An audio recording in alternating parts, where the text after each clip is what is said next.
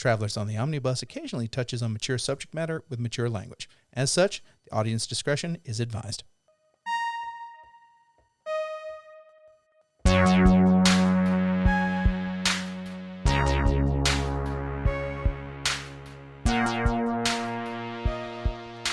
Yeah, and so anyway, that's why the most unrealistic thing about the 1997 Disney movie Hercules is that Hera and Zeus have a stable relationship. No shit, we're recording. Yeah. My bad. I pointed at you specifically. Welcome to Travels on the Omnibus, a field trip through nerd and pop culture. My name is Brady Davis. I'm James McCarthy. I'm Ethan Skinner. I'm Jody Kite.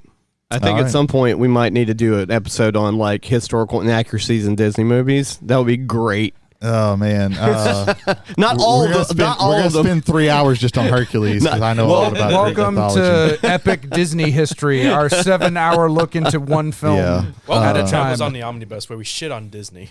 No, I like Disney. No, if anything, we pee blood on Disney, and that's a totally different thing. Only on Star Wars Disney. On some Star Wars Disney. I'm actually I looking don't know. We've hit Marvel Disney. I'm looking forward to Ashoka. I don't care about I haven't seen anything about Ashoka. There's a trailer. I don't care anything about any Star Wars product that comes out. They have watered anymore. it down. Mandalorian. It's like I didn't watch the newest season of Mandalorian. I don't give a shit about it. Like I understand. They've killed my interest in it. They've killed my interest in most Marvel movies too. No, I get that. There's only so much content that you can take. Speaking of Marvel, the new Across the Spider-Verse is available for digital. Yeah, it is. So, I'm gonna get it when it's a hard copy. Mm-hmm. Yeah. I just picked up Guardians 3. Gotcha. Yeah, I watched that recently. I think I talked about it on the show. Yeah, last week I believe that was very good. It's sad, really. I don't want to go on a tangent or anything, but it's really sad because when I was younger, when I was a teenager, like the Blue Beetle, was cool to me because it was different in any other DC thing. Yeah, and I don't even care. I care a little. Yeah, but Beetle was sick. I don't like. It takes a lot for a superhero movie now, and this is saying a lot from me because I love superheroes. For me to be interested in it, right? I think the last one was Shazam. You're excited for, but it was like the second one wasn't. The second one I was not. Black Adam, I was hesitantly. Because Black Adam is one of my favorite characters. That's what I was talking about. But I didn't expect much, and I was not disappointed. Imagine if you didn't think much and were disappointed because it was even worse. Yeah, that would have been bad. Yeah, it was totally mediocre. Yeah. Jody, what have you been doing? So I watched a couple of things over the week. First thing I'll go through real quick. I watched a horror movie called Run Rabbit Run, which is it's an Australian independently made horror film. And one of the things I gathered from it is if you don't like the slow pacing of the Babadook, which was pretty slow paced, you're gonna hate this one. And I thought it was just mediocre. Yeah.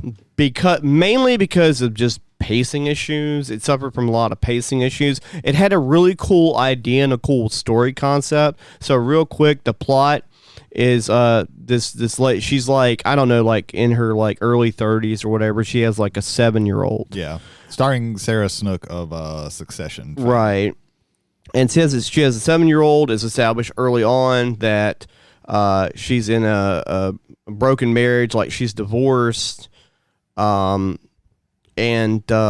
this rabbit shows up and in the backyard, and her daughter wants to keep it, and her ex-husband encourages her to let her have something because it's obviously that the 7-year-old's not coping with the divorce very well, and there's a lot of behavioral problems that are happening from that. And then things start to slowly, and I do mean slowly, escalate.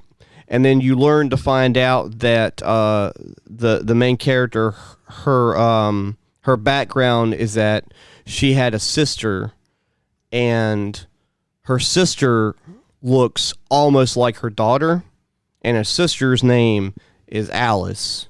And you have a white rabbit, and they don't dial into it too much on the Alice in Wonderland thing. There is a couple of things they They do to a certain degree or whatever, but the movie just fails overall. So Run Rabbit Run, it's not very good. I did watch something that I thought was entertaining the way they packaged it, and it's a docuseries on Netflix called How to Be a Cult Leader.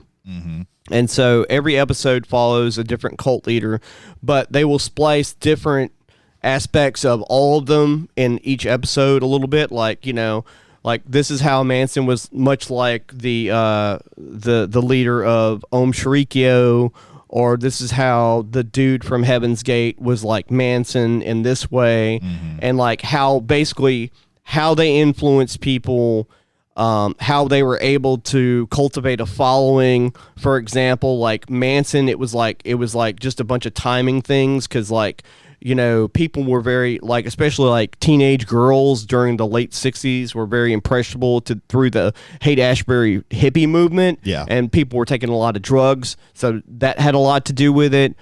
Manson was, even though we look at it as a failed singer-songwriter, people tend to still gravitate toward artists and things like that. Yeah. So that also had something to do with it. He was very charismatic, at least to those people that he was charismatic to. And this goes throughout like most of the cult leaders. And they also use an interesting way of segueing different scenes and clips in the show, where they use animated sections to retell certain stories, and they don't ever go into anything graphic on anything. Really, it's more of like an educational like thing. Like it's like if PBS made this kind of thing, or BBC, made a documentary on cult leaders or serial killers, whichever way you want to term it, because some of them were kind of in that vein or whatever. But there's 6 episodes. I haven't watched the one on Om Sharikyo. That's the Japanese cult, the Japanese doomsday cult that did a lot of bombings in Tokyo, I believe. Or is that the same one that did the sarin gas attack, or was that a different one? I think it's the same one. I think it's the same one. I get them and the Moonies mixed up a lot, but I think the Moonies were Korean. I believe so. I think they had Japanese stuff too. Right. And any Japanese listeners or Korean listeners, forgive me for mixing that. And I think there's another episode. You probably won't, but because we don't have them yet. But if they ever get here, yes. I think there's another. If they listen to the backlog. I watched 4 episodes. I think one of the episodes is also, if it's not about this, I think whenever they do a second season, they're going to do an episode on the Anthill Gang. I don't know if you know what that is, but I've heard of them, but I don't know. It's some pretty dark shit. All of these are dark, but some of them are a little bit more darker than others, especially when you have like a commune, and then like eventually, people have kids, and kids are brought up into the shit, and shit gets fucking dark. So the Anthill Gang is probably one of the most fucked up like cult groups as far as like that shit goes. I heard about them through the last podcast on the left. Oh, okay, yeah. So that's pretty much all I've been up to this week. Okay. Ethan, what you been doing? I played a game where I went to hell, came back, and I now have an alien inside my head. Okay. Yes. Okay. Was that directed by David Cronenberg? No, ironically. Or Ridley Scott? I got the new Baldur's Gate 3 game from my computer. Nice. Bianca is fantastic, and she surprised me with it. Did the game work the first time you tried to play it? Absolutely, it did. Oh, wow. It did. And I've been having so much fun. I got off work this morning, and I immediately started playing for like 5 hours. I've heard nothing but friend of the pod, Holder, Jason Holder. He really is enjoying it. I spent $70 on it, and it will not play on my computer. Yeah. Oh, no. That's what sucks about PC, which is why I'm not even going to try, because my PC is not a gaming PC at all. Like, my biggest concern with it was how much of like tabletop D&D was going to be able to be transported into a video game setting. Like absolutely everything. That's how the back in the mid to late 80s and early 90s they had what's called the gold box games, which were like D&D and Advanced Dungeons and Dragons and stuff, and they had those those implemented as part of the game mechanic. Because memory was an issue back then. What they would do is they would like a bit of story would show, they would give you a number, and then you would go into the manual, look up that number, and then read that part of the script. Yes. Yes. Oh no. Yeah. Like Have you tried the owlbear? Owlbear from the top ropes. Owlbear orbital strike is what I've heard it called. I've heard owlbear from the top rope. I've heard that too, but the one when I first saw it was owlbear orbital strike. I like the alliteration of that. I am in the process of it. Okay. Because you get so far into the game, you're able to adopt an owlbear cub. And so you can raise it, have it grow, and then it could be a part of your party. That's great. From what I've been reading. I love it. But I've been having so much fun with it, and it's very forgiving for whenever you make like character building mistakes. Because one of the main characters that you meet is Shadowheart, who's a cleric, and so there's the level up mechanic where you can actually choose your subclass for each character, not only yourself. I messed up and I chose the wrong like cleric domain, but when you play the story, you unlock a certain person that can help you change your subclass. Oh, okay, interesting. Yeah. So that's something. Fail-safe protocol. So that's something I'm working towards to actually do things correctly and not die. That's cool. But I'm having a lot of fun with it. I like the ability to re-roll a character. That's Borderlands 2, and then after that and also had that. You could have multiple like sessions of characters. Like you can have your own solo session, where it's you and the characters that the game gives, or you can have multiplayer sessions where you play online with some friends, either LAN or or online multiplayer. Like I'm having a lot of fun with it. I've heard nothing but good things about it. It's so much fun that other game developers are shitting on it. Yeah, well, I've also heard some of that is also them saying like, hey, these people had like a perfect storm of development that most people don't get. So it's a bit much to expect that, because they got like a whole lot of time. It was a good sized very good sized, they paced everything perfectly. Like it was almost like absolutely perfect of a development as you could ask for. Right. Like Instead of like these hell cycles that people get where they're working like 60 hours a fucking to try and crank out a game every 80 year. hours. I'm sorry. Like Xbox and Ubisoft, they're like saying like this is not going to be the new standard for like RPG games. I'm not surprised that it might be at some point, because if it's successful, success breeds. What they should take from this is that, hey, if you give people the time and resources that they need, they can make a good product, right? And you don't have to do all this other. It also allows them to breathe bullshit. To breathe creatively. Do not turn it into a microtransaction factory. Yeah, right. Yeah. No microtransactions. Well, yeah. There's not supposed to be any additional added anything really. Yeah. Like they have like the deluxe DLC bonus, but that's separate. Like it's not a necessity. I never thought I would ever say this back in the day when they started cranking out DLCs, but man, I just want to go back to that. Like, compared to microtransactions, a DLC was an extra thing that was supplemental to that, and now they literally carve out pieces of the game, right? So that they can put it back in as DLC. Used to, you would get a complete game, and then you would get extra stuff that you would pay extra for, and that's what I'm perfectly fine with. Right. But again, like I said, nowadays they take shit out, so they can, instead of just giving the people this, we can charge them for it. Right. I think it was for me. It was Dragon Age Inquisition, when you go up to somebody and they give you a quest line, and in the middle of the quest line, you are told, if you want to experience this quest, pay. Like, are you shitting me? Are you shitting me? Yeah. I complete inbox AAA products don't exist outside of Baldur's Gate 3 and some Nintendo. Not even Nintendo's fucking immune to this shit. Right. Yeah. You have it where it's not a super common occurrence, but you will have them where they will be like the last part of the game. You got to pay DLC to actually play this game to finish it out. Yeah. Sadness.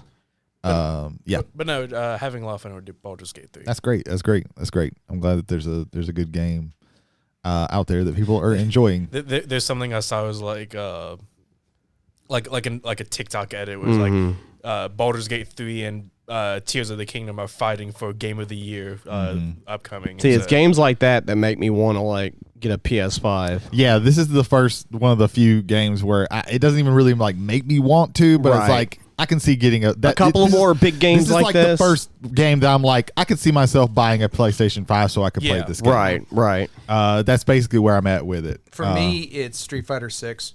6, just like I've seen it played on a PS5, Right. And it looks so good. So much better, right? Like, to the point where I want to bring like my 4K TV to the studio, and when I get a PS5, hook that thing up, and we just play fucking Street Fighter 6 PS5 Like- style. Oh my like god! Street Fighter, Baldur's Gate, and Spider-Man 2 is like the ones I would be excited for PS5. It's another good one. Yeah. I'm hesitant with Spider-Man 2 because they did something that really annoyed me with Spider-Man 1, and they had a certain character model for Peter Parker. And then like a good while after the game had been done with, they patched it, and then they changed the character model to look more like the person who is playing Peter Parker actually looks like. And that bugged me because I'd played this whole fucking game and gotten attached to this character, and it's a really good story of this character model, and you've changed it. And I think that they probably kept that same character model that I don't want to watch, so I don't even know if I'm ever going to play Spider-Man 2. Gotcha. It introduces the Venom symbiote. I mean, there are things about it that I'm interested in, but like that turns me off because because it's such a good like story where you get connected to these characters, and I got connected to that character. It's a thing that that I'm really annoyed now with motion capture and thing like this is that we can't, like, nobody makes, if it's a human character, it's going to end up looking probably most likely like the person who's playing it, and that is not necessary. You don't have to have the person. It kind of annoys me in what is it, Jedi Fallen Order, that the main character looks like the guy. Yeah. It's like, I've seen this motherfucker in Shameless. I can't really get into, like, I like the character and I think he does a good job, but I can't fully get into it because I've seen this guy in other things, and this is a video game, so it's pulling me out of it. Is he, for some reason in my brain, I've got him crossed with Guardians 3, Adam Warlock. That's not the same. No. Okay. That's Adam Poulter. But I do understand where you're coming from. I cannot remember this guy's name, but he's in Shameless. He was also in Gotham as the I think he ended up being the Joker. Yeah. He's a good actor, and I really like him. But like, you don't have to put the people who are voicing, like, they're doing voice acting. Cameron Monaghan. Yeah, Cameron Monaghan. Yeah, thank you, because he does, because he is a good actor. Yeah. But like you don't have to do that. Right, like in Star Wars Unleashed back in the day, where they had like Star Killer. That was a completely original character design. Yeah. Just you can make it's a video game. You can make the people look however you want. Like, I don't go into like I don't watch the fucking Justice League cartoon and expect Green Lantern to look like Phil Lamar. Like you don't have to do this. And you got the opposite of that in the Guardians game. Like, the main dude does not look like Star Lord does not. And I'm okay with that. He doesn't look like Chris Pratt at all. And I'm okay with that because they did a thing with the Marvel comics where they started making everybody look like they did in the movies. Yeah. And I don't. They can be separate. They don't have to look and dress exactly the same. Like, you don't have to do that. Yeah. I'm sorry. That's fine. I hijacked your thing. I don't have much to say. So Baldur's Gate 3. Amazing. Yeah, Baldur's Gate 3. Baldur's Gate 3, 10 out of 10. All right. You ain't finished yet. You can't. You can say it. You can say 12 out of 10 and then come down. It gave me Owlbear from the top rope. Yeah. What if like in the last name him Barry? Name him Barry Booger. Wasn't like the last 30 minutes of the game, like, it just blows up your computer? Or still 10 out of 10? Nope, still 10 out of 10. Oh, damn. Owlbear from the top rope. No, it drops from 12 to 10. Yeah. It's not gonna blow up. I'm gonna have an owlbear on my house jump through my roof and like an elbow onto my computer. Jay, what have you been doing? Considering how that would work, but there we go. So three very quick things. First off, I have been watching My Adventures with Superman, the new Superman series that is on Adult Swim. I've seen people bitch about it being on Adult Swim because it's not like Rick and Morty and all this other stuff. Well, also in the long history of Adult Swim, you have anime blocks, and this is an anime. Toonami. Yeah, Toonami specifically. Saturday Adult Swim. This is it's very anime style.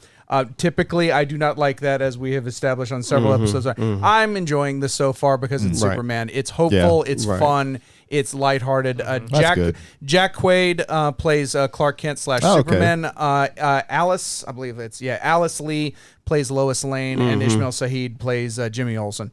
And it's the newer years of Superman. So he's in Metropolis. He's kind of started to realize what he is like. As a child. He developed powers, but he's still developing his powers, like his X-ray vision and stuff like that. So he's coming into his own alongside, like, Superman is coming to know about his powers. So is Clark Kent, the intern at the Daily Planet, as is Lois Lane and Jimmy Olsen, were also both interns at the Daily Planet. So it's a lot of fun stuff. I like that angle. It's my favorite take on the Superman and Lois relationship, in that Lois loves Clark, and doesn't necessarily love Superman. I like it when it's the human factor there. So it's very fun. I highly recommend it. If you can't get around to watching it on Adult Swim, it is, I think, next day Max. So if you have Max, you can be able to watch that. I've seen it on Max. I just haven't watched it. They're quick 20, 25-minute episodes. You can get through them in time. So that is a recommend for me for an anime project. Jarrett, get off my back. So this is the way it is there. Then now you're gonna get a thing. It's not made in Japan. if you like this, why don't you try this? Yeah, now that's what you're gonna get. Because Jujutsu Kaisen is not my cup of tea. It's not. But I mentioned Jujutsu Kaisen because it is currently in Fortnite, and I've been playing Fortnite again. I had my first victory royale last night. Nice. It was great. I had a legendary drum shotgun, and I just rattled that off on How the do you last like three the people. new look of the season with the Indiana Jones-esque aesthetics of I the like that part. civilization? I thought it was like a jungle But thing. what I love about it is all of the regions on the map are distinct. Right. And typically I wouldn't like that because in my opinion, there's not a lot of thematic flow outside of like the hinterlands in between where that kind of looks familiar. I actually enjoy it because depending on where you land, you're having a different visual sensation every time. So I can appreciate that for a game that by design gets repetitive. It just does. But so I'm enjoying that, and so that's very good. And finally, I want to bring up something. So last episode, I mentioned very briefly that we had a viewer from Poland, or a viewer. They're able to psychically see us right now from Poland. They are from Lodz Voivodeship. And I would like to pay some respect to Lodz Voivodeship right now by mentioning out some of their protected areas, like Baldur Landscape Park. Lodz Hill Landscape Park. Cool. All these things are basically, which I think is just basically their term for parks and recreation. Some of these places are stunningly gorgeous. Oh, I can imagine. They're like swamps, but they produce green mana. Like, that's the best way I can put that as far as that goes. So thank you very much, Lodz Voivodeship, for your viewership. Hopefully you are still listening. I hope you are. And you have a very beautiful area. The capital city is called Lodz. So there we go. Which is Lodz, except like the L has a strike through it. O and Z have accent marks, so I'm hoping I'm getting your name right. And if not, please sternly email me, and I will gladly apologize profusely. Go Poland. But there you go. Absolutely. Yeah. All right, that's me. Hey, Brady, what have you been doing? Not actually much, because I've been kind of preparing for this these next 2 weeks. Spoilers. Well, we gave a fucking preview last time. They should be fucking listening to every episode. Yeah, but what about the new people that are listening to this one for the first time? Well, then they picked a weird time to jump in. Like our viewer from Lodz Voivodeship only brought his friend around to listen to this one. They got hyped because I mentioned him. Slightly and now less it's like, weird would be, slightly more weird would be next week. That'd be a really weird one.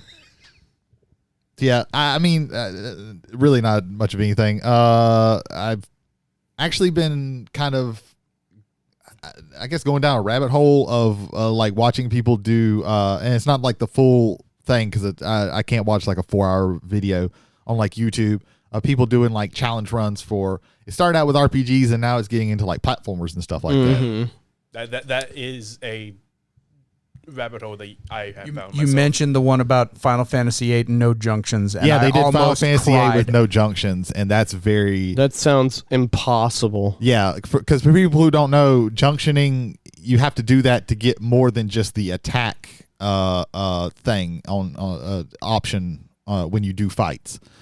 So the only thing that you could do is attack or limit breaks. That's the only two things that you could do. That reminded me, like, I saw a post was like someone beat Baldur's Gate in 10 minutes. 10 like minutes. 10 minutes. Yeah. Just by jumping, skipping through dialogue is like insane. Yeah. Speed runs, I'm not as big on, but I do enjoy like challenge runs when people do stupid things. I've watched a lot of Final Fantasy ones, it was Final Fantasy X with just Titus, and only on his sphere grid, like you couldn't go anywhere else in the sphere grid. Oh my god. That one was pretty hard.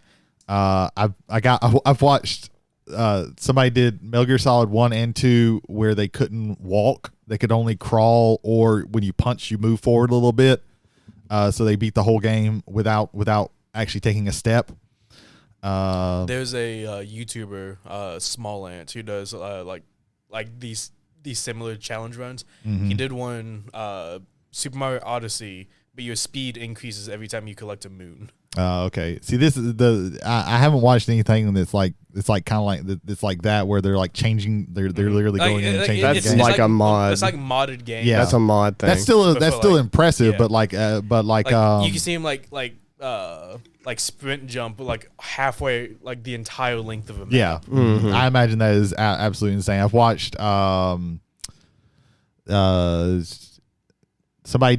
watched all three of the Ratchet and Clank PlayStation 2 games. He did one without getting any packs. Then he did the second one without using Clank, and then he did the third one. It was too easy without using Clank, so he did no jumping.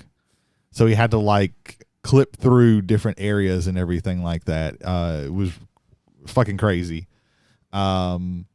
But yeah, I've kind of gotten to it. Like I've subscribed to a lot of YouTubers who that's that kind of thing that they do. And most of them are pretty fun to actually watch, and they're not like, and they cut it so it's not like super, so it's not like watch. Right. I can't sit there and watch like the whole fucking run. But yeah, I watched somebody do Castlevania Aria of Sorrow with just punches. Oh my god. Symphony of the Night with no equipment. Yeah, that's kind of the thing that I've started getting interested in is people doing challenge runs on stupid things. In my opinion, the pinnacle of video gaming, like legitimate as far as challenge runs goes, is Soulsborne SL1. So what that means is, and this is adapted because every time From Software drops another Souls-like game, they add it to the thing. So SL1 means Souls level 1. So you don't ever level up. You have to beat all of the games without getting hit. You can't. It's not even that you can't die. You can't get. And really, at SL1, pretty much like every boss can just kill you in one shot. There are people who do this. Like the last one that I watched, they went through what was called I think it was at this point they were called it Sekiro Soulsborne, because it was Sekiro and all the Souls games and Bloodborne. So it was Demon, Souls 1, 2, and 3, Bloodborne, Sekiro. You can do them in any order, and it's actually better to do them in any order because you don't just get locked down on one game and going through that. He beat all of them, and when he was done, he screamed to God and then cried for 5 minutes. Oh yeah, like these people are talking like, yeah, this part right here took me like hours to do. Yeah. Or like I had to go, especially on like the RPG ones, like I had to go back and grind for like 3 hours to get past this part, because they'll do like, I've seen like Final Fantasy 7 with only Cloud, Final Fantasy 7 with no materia. Ooh. Yeah. God. Yeah. I want to say the same guy that Jay was talking about. He did the same run when Elden Ring came out, but he had the caveat like every time he would play Demon Souls, Dark Souls 1 through 3, Bloodborne, Sekiro, and then Elden Ring. But every time he died, he would have to restart the entire line. You have to. Nightmare. That's how. Yeah, you can't. See, I don't like those games, so I'm never gonna watch any of those. I've actually seen them pop up in my little feed thing. The ones who perform these runs on Twitch, I have the utmost respect for Well, yeah. because Oh, you're yeah, already like under pressure. You're doing personally, it live, and now with a you new have people audience. watching you. Yeah, that's very impressive. Especially like the streamers that have like interactive chats, where it's like donates so many bits, and you're like, hey, add a jump scare. It's like, yeah. Yeah, I was watching one. It was Super Mario RPG, but with only Malo. Up until the point, like of course, starting the point when you get Malo, and then he started adding in like they could make them do some kind of psychic thing where it's basically a useless. It's scanned from any other thing, and it's like absolutely useless. And they would pay. So if they paid so much money, he would have to stop what he was doing and scan and do the scan thing. And he was like, oh come on, like they kept doing it on like the last boss, and he had been fighting that boss for fucking ever. Like, yeah. So yeah, that's what I've been doing.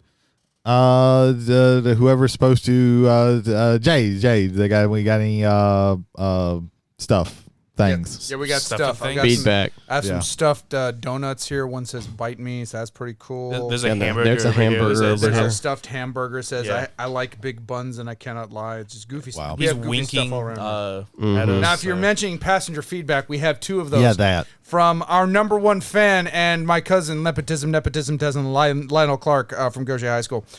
Two pieces of feedback. I'll be very quick. This one was titled, "Thanks for the new read. Good evening, fellas. Another great show. Thank you for your review of Fables. It was one of the Vertigo lines that I never picked up, but will be soon. Lionel, I have now 4 volumes, thanks to one Mr. Brady Davis. I Very as much. well. Yes. What do you think was about late doing on a the show text. on the Yeah. first Next time I'm over there, I'll get it for you. What do you think about doing a show on the first Transmet trade paperback? I'd listen. Keep up the good work. So, The what now? Transmetropolitan. That's one of. Oh, I remember us I would talking say about that. I would say Fables, The Authority, Transmet, and Sandman, not- Sandman, Lucifer. those are all Sandman used- came those are later, all but I would Vertigos. say Preacher as like proper Preacher, proper yeah. Vertigo. I think those are your 4 pillars, in my opinion. John Constantine, Hellblazer. Constantine Hellblazer. Didn't he exist before Vertigo? He was a DC thing. But Him and Sandman both.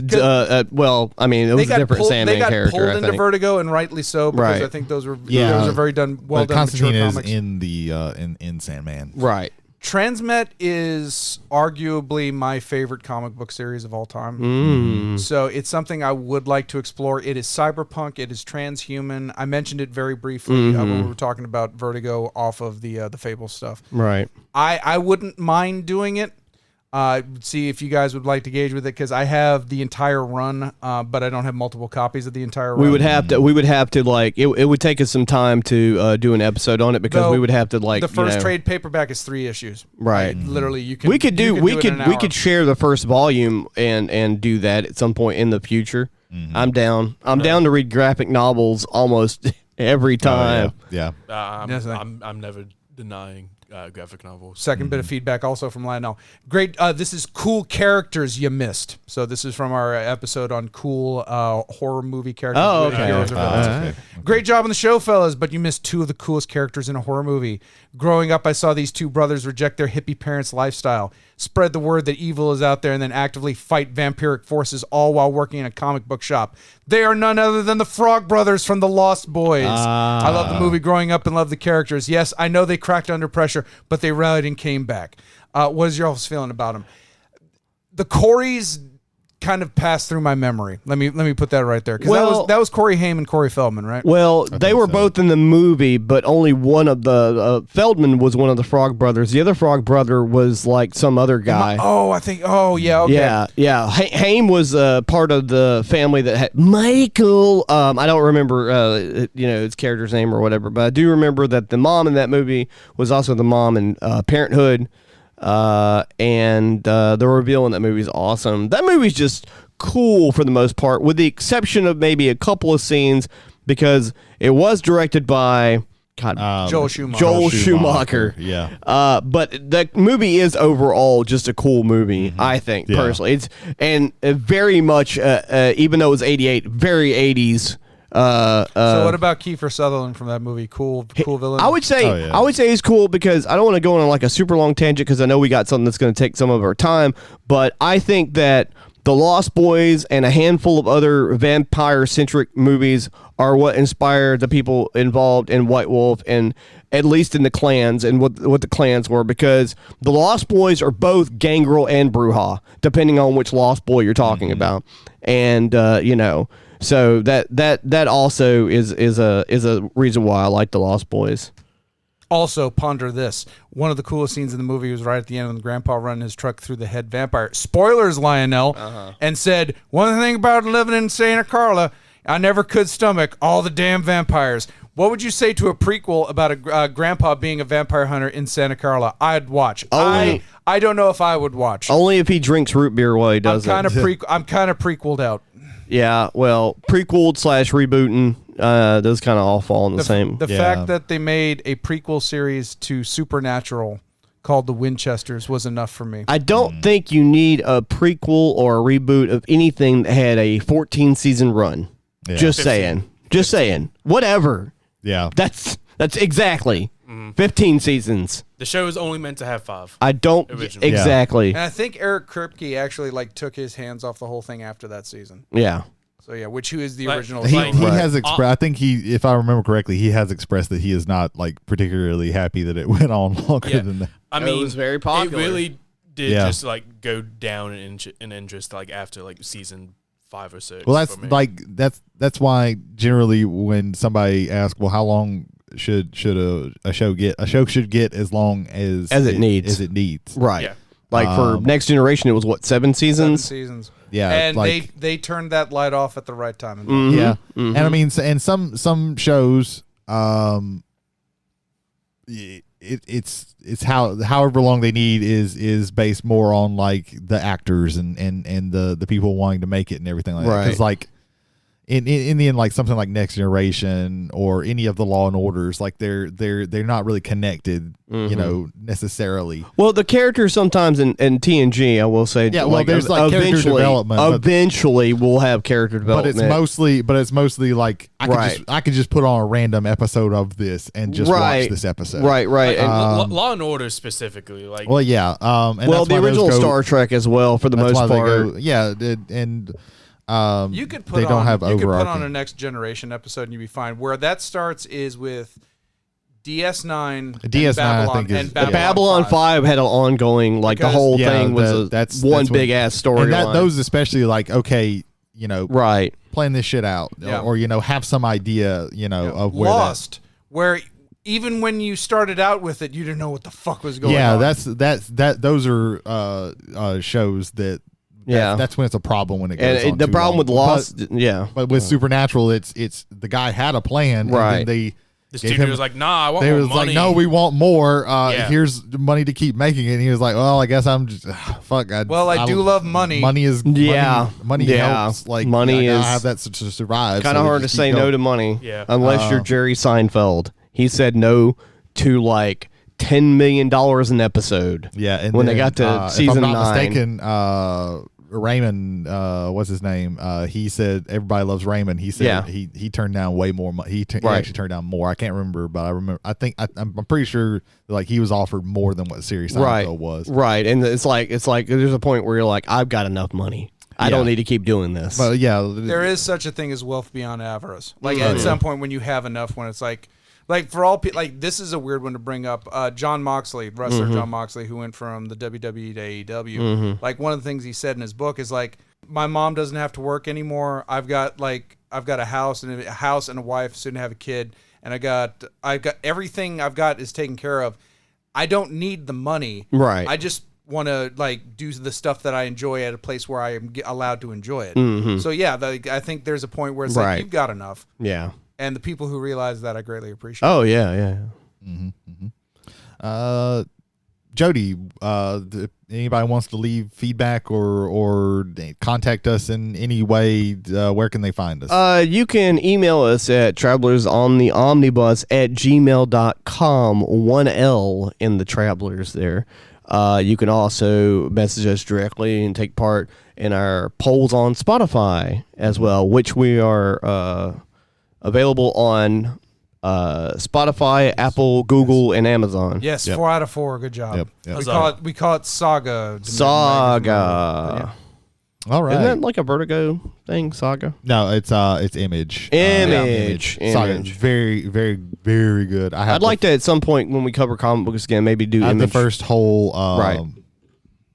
First half of that. They put in one volume. It's very, very good. Vertigo was also designed not just for mature comics, but also to be a creator-owned branding site. Right, right. Yeah. It's one of the reasons why when Gen 13 started out as Image, and then Jim Lee brought it all over to Vertigo and to DC.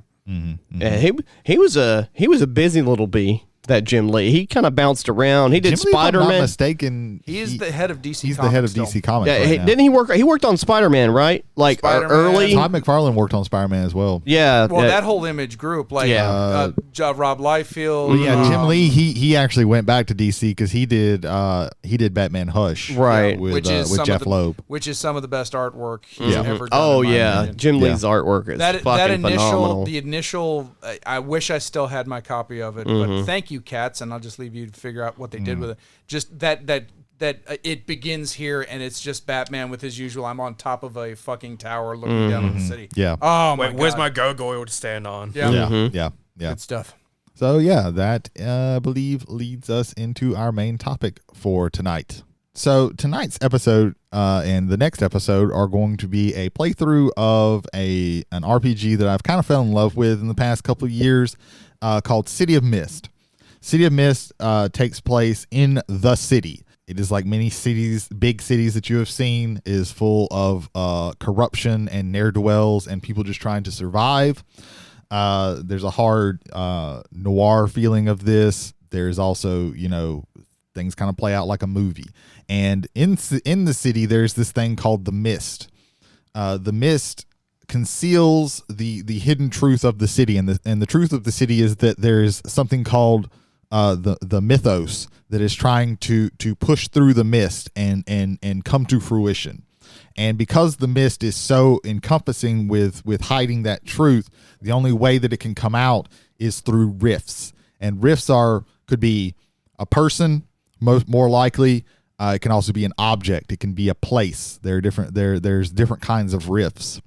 And these are where the mythos finds a way to break through, and what the mythos wants to do is to go through its actual mythos, be it something of myth and legend, something of a fairy tale origin, something of great renown, in the world, that is kind of moved into legend. So all of our characters all of our players today are going to be playing riffs of different levels, depending on how much of their mythos has taken over their actual lives. Because in City of Mist, everybody has 4 themes, and they are either a mythos theme or they're what's called a logos theme. Your mythos theme is the hidden thing that is trying to come through you and complete its story, basically, or its way of doing things. And the logos is your everyday stuff that is tying you to real life. With that said, every kind of, not campaign, but setting, everything it revolves around cases, and every case has a mystery. And the case that we're going to be playing for the next couple of sessions is called Shark Tank. We're going to begin. It's another overcast, somber afternoon in the city. Traffic is nervously crawling through the rain at rush hour. Angry drivers honking at lights while thunder rolls overhead. Somewhere in a residential neighborhood, the camera zooms in a shabby apartment building, moving up creaky stairs and down a corridor ending in a milky glass door. The glass is inscribed with a pyramid and an eye. Above, etched the caption, "All-Seeing Eye Investigations." This is your office, a cramped, dilapidated space that doubles as a bedroom when one of you needs a place to crash. The tiny kitchen is dirty. The floor shudders when the subway passes on nearby rail. At night, the room is colored red by the crackling red neon sign on the side of the building. This office is where you hold meetings with your barely existent clientele and where you keep most of your stuff. And while you'd like to call it charming, in truth, you can only call it cheap. Since you've met, you've been searching for answers to your own personal questions, as well as to the grand mystery. What the hell is going on in this city? You know there are others like you out there. People with legendary powers, and you know some of them are up to no good.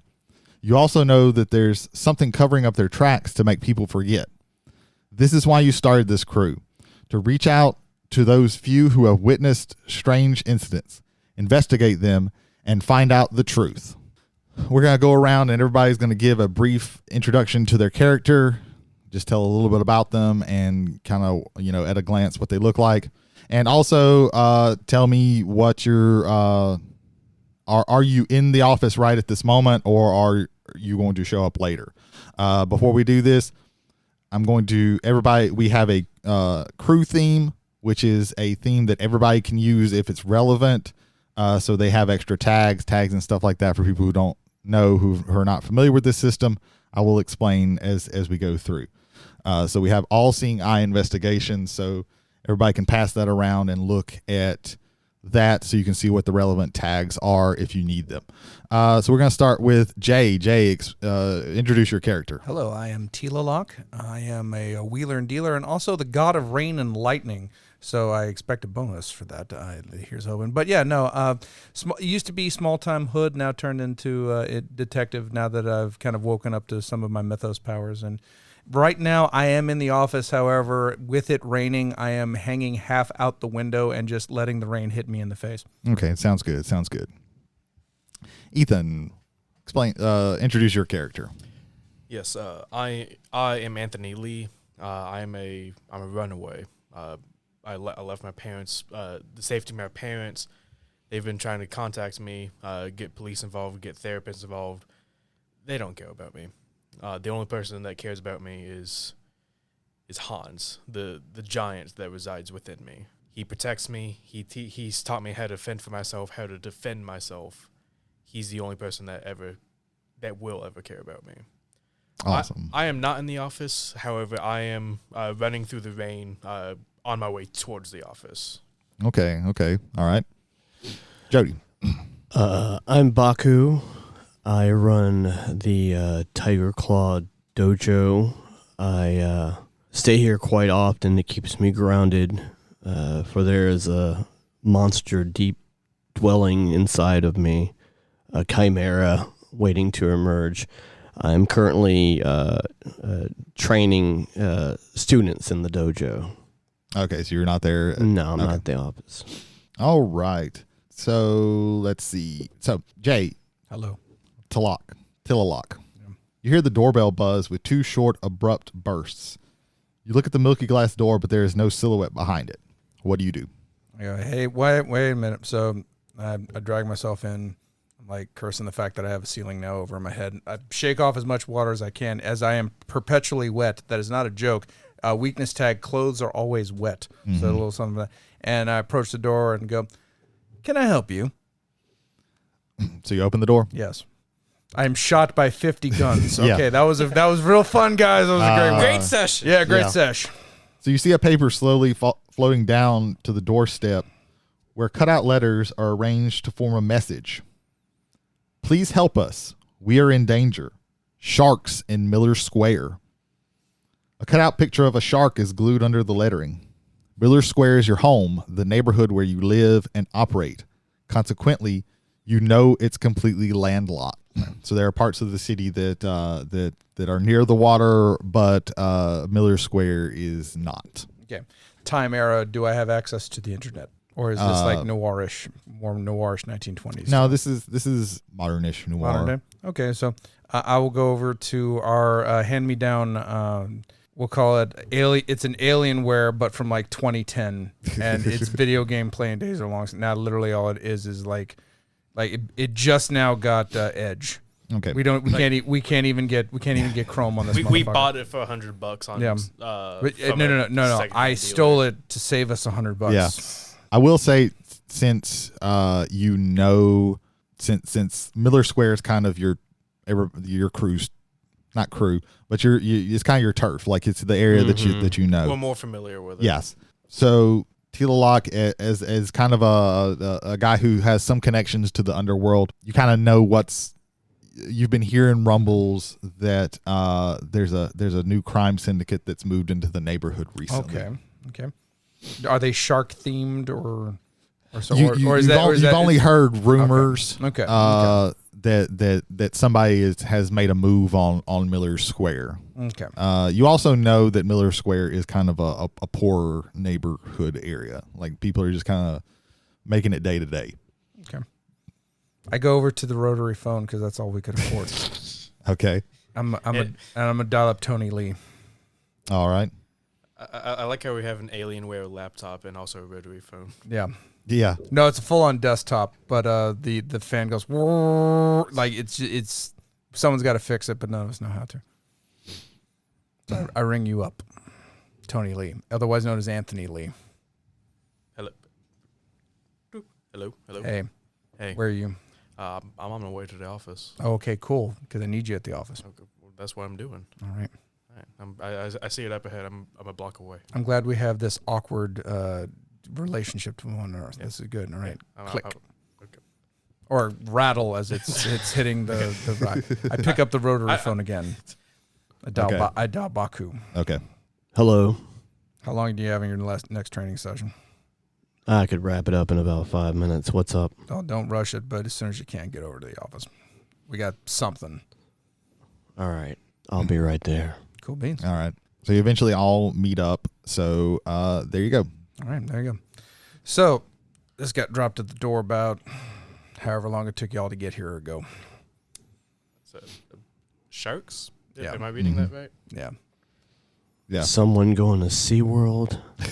Anthony, you get kind of a feeling that this was kind of made by a kid. You don't know you don't know as much as everybody else because you're not from Miller Square, but you kind of can feel a child in distress when you see it. And then Baku, you kind of look over the note and you get a sense that the sharks are more than just an allegory. They're real and they may even be monsters. I would like to investigate. All right, what are you going to investigate? Let's see. So the investigatability, would you like to explain that, or do I just do it? So the investigate just lets you generate what are called clues. Mm-hmm. Clues is basically you spend a clue to ask a question, but you just give me the method of what you are investigating and how you are investigating it. Right. Let's see. Yeah, there's like 3 options. I think the clues one's probably the most relevant one. Probably. Yeah, if you're trying to find something out, yeah, investigate is going to be it. You just got to tell me like what you're investigating and how you're investigating it. Right. So the clue is partially fuzzy and sort of like. So that's what happens after you roll. I see. So like I said, just tell me. Okay. Trying to see if anything rings a bell. From this mishmash thrown together letter. So looking, seeing if you can sense anything from. Is there letter. anything like what's the? I mean, the shark is really off. Like I don't understand why that's there. So is there any way of me trying to I don't know, piece together something? My character would piece together that I can't as a player. So you can roll for investigation, but you roll the 2d6 plus power. Okay. Power is going to be all of your relevant tags. So look on your sheet and see if you have any relevant tags on there, and count them up. Currently, I'm in my logos phase, right? Well, you can use any of those. Oh, okay. As long as it applies to the scene. As long as you can apply it, as long as you apply it to it applies to the scene. Like you might have some extra senses or something like that. Yeah, but there's you could at least do Joe. You can at least do sniff out monsters and nightmares. Oh, okay. All right. That's good. And to be honest, predator senses might. Oh, okay. All right. All right. So, yeah, we'll do the predator senses one. All right, and you can use more than one. Okay. If predators, like you would choose predator senses, and then what was the other one that I said? Sniff out. You don't have to mark anything. Oh, okay. So your power is going to be 2. Okay. So if you get a hit, you're going to generate 2 clues. Okay. So roll your 2d6 plus 2. All right. Whoa, that's 2 1s, my guy. Ooh. All right. So here's what we're gonna do. That's a miss because that only adds up to 4. Mm-hmm. A 6 through 2 misses. Well, 6 through lower than a 6 misses. So that means I will do what's called a hard move. Okay. So what we're gonna do is you're really focusing on it, but you can't get a lock because there are all of these other things Wild that are going on, and you're having trouble focusing on that, and you get kind of overwhelmed. Okay. We're gonna burn your predator senses tag. Okay. Now, so since that is burned, you can't use that until you recover it. Okay. And we'll talk about later about recovering tags and stuff like that. And sometimes there are things that you can do outside of some other things that you can. So we'll talk about that when we get there. But basically, you can't do the burn a tag. You can't use that tag until it's recovered. It's like hold my head with my hands and just go. Yeah. You see a vein pop in his forehead. Yeah. I get real angry. All right. My character literally asks, "Are you stroking?" Anyway, okay. You said that I have this feeling that a child kind of like cut out magazines and glued. Yeah, them this to feels paper. like a child asking for help. May I make my own investigation roll to on that aspect? Yes. With All right. tags of evade pursuers, since he's saying that the whoever wrote this is saying that there's monsters, please help. They're asking for help. So I can give you indignant because like you're feeling like, oh, it's like no child should have to ask for help from strangers for this. And then I can also give you, if you are trying to use some kind of extra senses for this to try and figure things out, you can get knowledge of the arcane arts. So you can get a power of 2. It's just with different things. That makes sense? Yeah, I'll go with that. And as I'm kind of like looking at this, I'm kind of like speaking to myself as like, Hans, I need you right now. Mm-hmm. And so it's 2 dice plus 2, you said? Yeah. Mm-hmm. 2d6 plus 2. That is a 1 and a 2. 1 and a 2. We've improved. 5. We're at 5 now. Oh, man, this is going to be Hard. Oh, man. So A shark shows up at our front door. yeah. Hi, guys. Heard you've been asking about me. One of those things you just use, you probably can't use it anymore. Probably not. No, I mean, there's multiple things. I don't just want to do. Yeah. I can't use either of them. I will tell you I what I lose will both. do. Leave the suffering in. So you're trying to focus on things, but you're having trouble with it, and your arcane senses are kind of, since you don't have as much control over them as you would like, the feedback kind of knocks you back. So you're going to take a status. So you now have a status of scattered 1. So whenever you're trying to do anything that would be like mental, that's going to count -1 against you. Gotcha. But So- if you take multiple statuses that are like mental, you would only do like the highest one. So you're not going to have to take. So if you have like 3 statuses and they're all at like one's at -1, one's at 1, one's at 2, you're not going to take 3 in stat and minus 3 in status. Status ones. So I'm like focusing on this. I talk inwards. I was like, Hans, I need your help. I need your guidance. Hans is like, me think this, and it takes me off guard, and I like get knocked back. I'm like, Jesus, Hans. Is it at this point Telelok is like, well, I'm getting tired of this. I'm hitting the streets. So like once I open the door, like when I get down the ground floor, open that door up and just like have that rain just hitting me in the face. It just feels wonderful. Like all I have ahead of me is adventure, and all I got above me is sky, and I'm feeling really good about that. I am going to try to work street contacts, as I was a former fixer, and try to see if we can get some information out of that way. I would like to sweet talk someone into helping me, which would be for investigating, and I will be using the power tags Relentless Schmoozer, Driven Self-Promoter, and Small-Time Fixer, if I may. Okay, yeah. All right. Yeah, So you can try and find somebody who maybe saw something real quick. I'm using very big D6s, so I apologize for the thump you're about to hear and throughout the rest of these 2 episodes, but here we go. Yes! Okay, that's 15, baby. Oh, That is man. In a full game, and if you had the improvement, this would be what's called dynamite. Oh, shit! Dynamite! And you would get like special things, but you don't have that improvement. I wish to be Orange Cassidy. From So Happy you're Diamond. going to generate 2 clues. 2 clues, okay. 3 clues. I'm sorry. 3 so, clues, so that's okay. 3 questions that you can ask. Oh, okay, 3 questions. Okay. And they would be something that you would be able to ask somebody, because you're trying to find somebody on the street who maybe saw something. Okay. So from what you told me, as a longtime fixer now trying to get out of the game, there's a new power that's kind of going. So, where in this area is this new gang trying to basically hole up in? You know that they're trying to hold up in Miller Square, which is just a couple of blocks. Is that something that was already established, or have I burned one of my questions? It's sort of kind of, yeah. Okay, that's fine. Okay. Yeah. And you know that, and this is not spinning. So you know that Miller Square is just a couple of blocks away from your from All Seeing Eye Investigations. Okay. All right.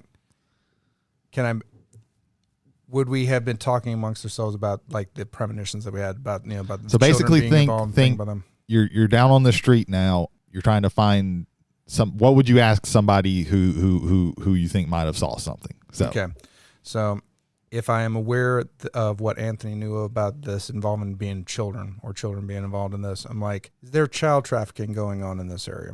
Not that you know of. That's not something that you normally see in this area. Okay. Third question.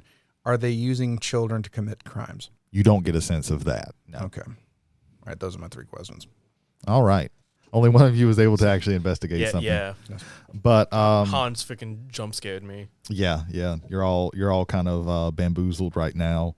You do get the feeling that you would find out more information by actually going to Miller Square and seeing what you can find. Okay. So head back over to the office. Is like, y'all's headaches better? Yeah, I think Hans calmed down a little bit. I've always got a headache, but you know.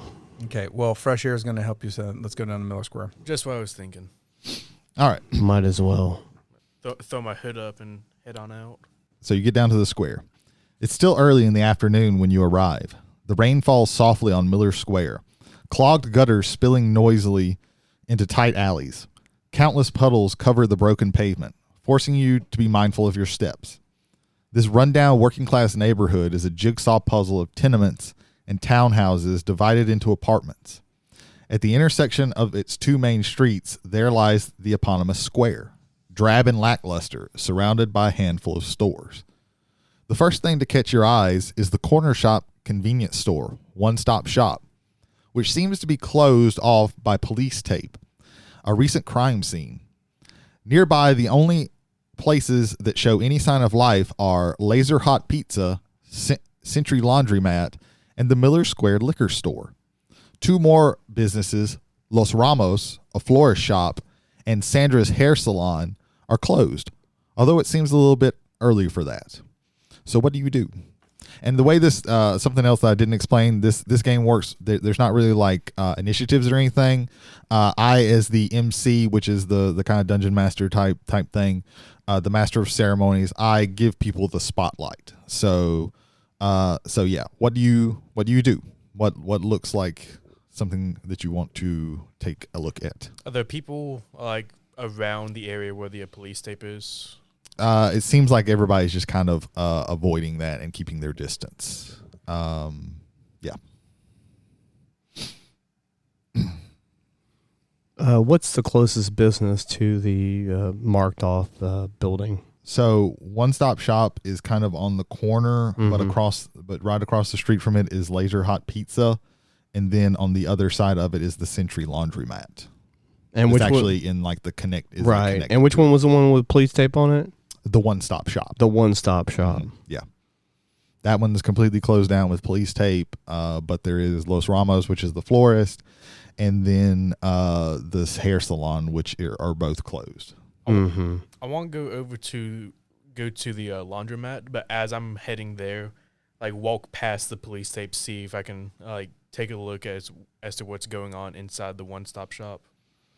Yeah, and I'm not gonna make you roll or anything. As you walk by, you just kind of the only thing that you can see in there is just looks like a convenience store. The lights are off. Nothing in the store area looks kind of out of place or anything like that. Gotcha.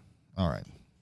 So is anybody else going to the laundromat? I was gonna go to the pizza place. You're gonna go to the pizza place.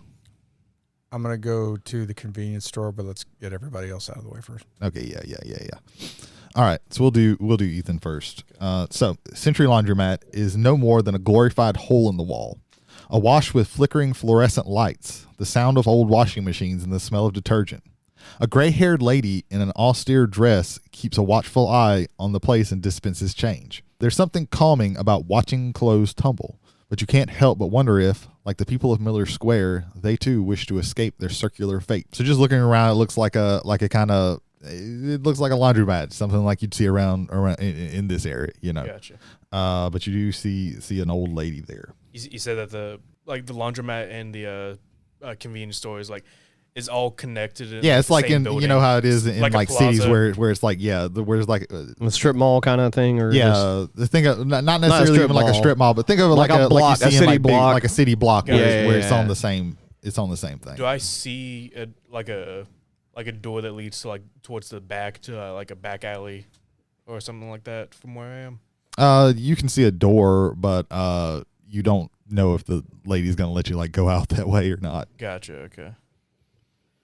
It sees she seems like the kind of type where she kind of sees everything that happens in her little world. So I'm gonna walk up to the lady.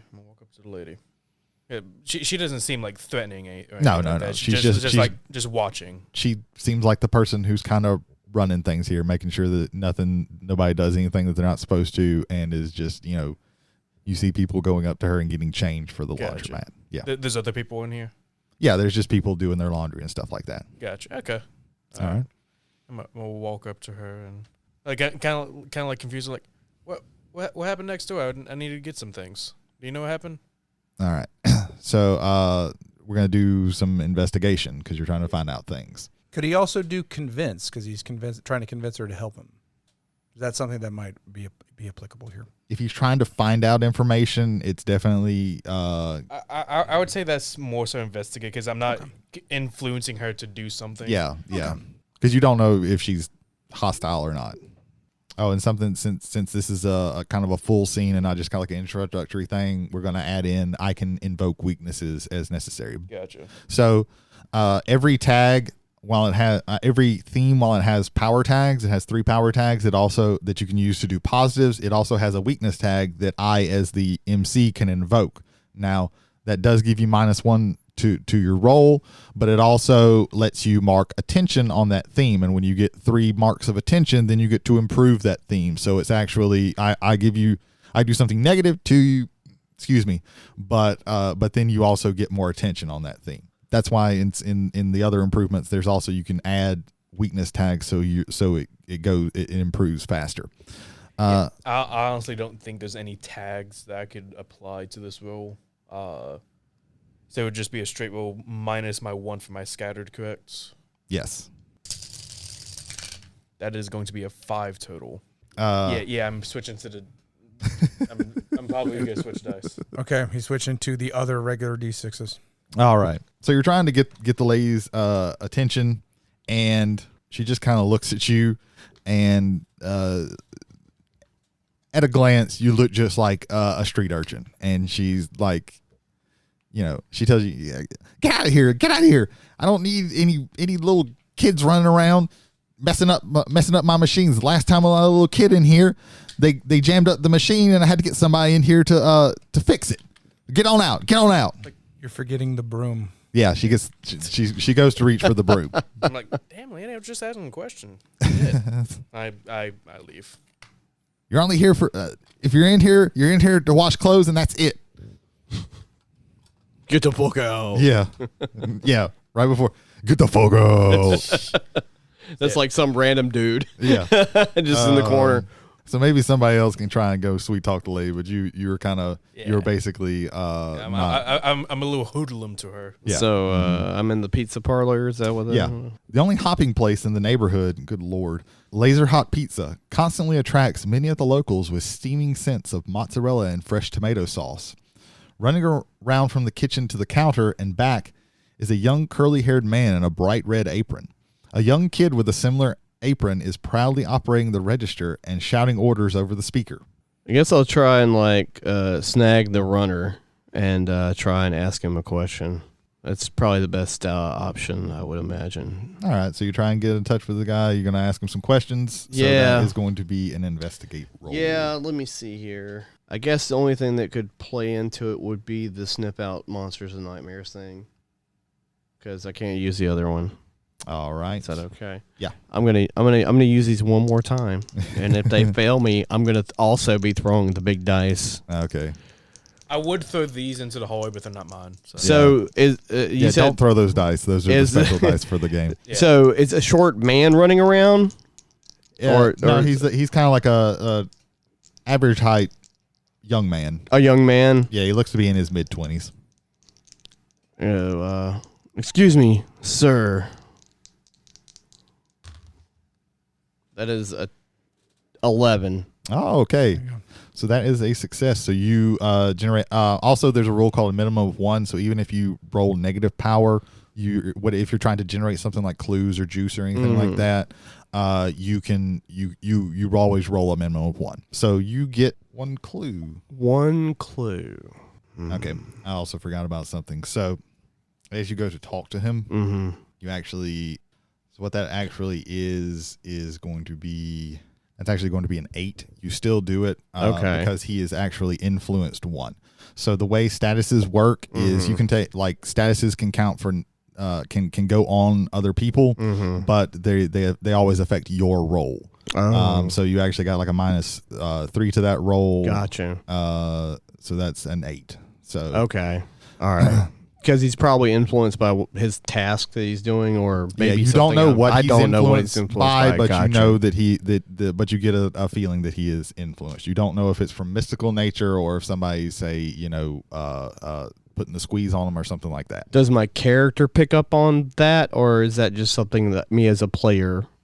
Right now, you as a player, I know don't that. have the information to go on. I see. So real quick before I ask this question, And for anybody on a 7 through 9, there are some things I could complicate things, or the clues could be kind of fuzzy or partial. the real quick one aside here, the outside of the convenience store, does it look like it was like damaged anyway, or is there just police tape? There's just police tape and the lights are off. Just police tape. Yes. Do I know the name of anybody that, like, the owner of that store, the convenience store, or anything like that? No. Okay, I don't know anything like that. I guess I'm just gonna ask him. Are you aware what went down in the convenience store? Oh man, you haven't heard? Something happened with the owner, Sam. Sam. Yeah, he's a member of the community. You also see that he's got a little name tag on. His name's Michael. Michael. Yeah, I don't know. Like some men came to see him, and then the next day, they had said he died. Actually, I think they're ruling it a suicide. It's really tragic. His wife and kid aren't taking it very well, from what I hear. Some men came to see him. Mm-hmm. I already asked my one question. I'm probably getting asked what they look like or anything like that. Yeah. Okay, that's fair. All right, so some men came. I'll give you. He said men in suits. Men in suits came to see him. Mhm. Sam. Men in Sam. suits. Mhm. Michael. Yeah. All right, Michael. I guess I'm gonna order a pizza now. Thanks. And I wait for him to run off, and I walk out. Okay. Yeah, I don't actually order a pizza. I don't have that kind of money. So I'll be, as I'm about to walk out, then Jay will have his scene or whatever. All right. So Convenience store. one-stop shop. There's a subdued sadness in the air around the one-stop shop corner shop, which is sealed off with police tape as an active crime scene. Something horrible happened, but all that is left is the thundering silence drowning in the rain. What do you do? Okay, so are the police still here, or is it just the police tape? The police are not here. You're not sure if they are watching the place or not. Okay. But they could be. But it's just the police tape. The front door is locked.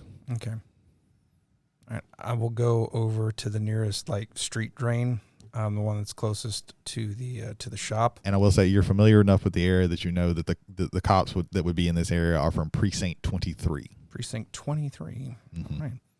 And I'm going to try to sneak around. All right. I'm going to turn myself into water, go into the city sewer system and come out in the bathroom of the one-stop shop. All right. I will use the power tags, travel between bodies of water, turn myself into water, and flow through narrow spaces. All right.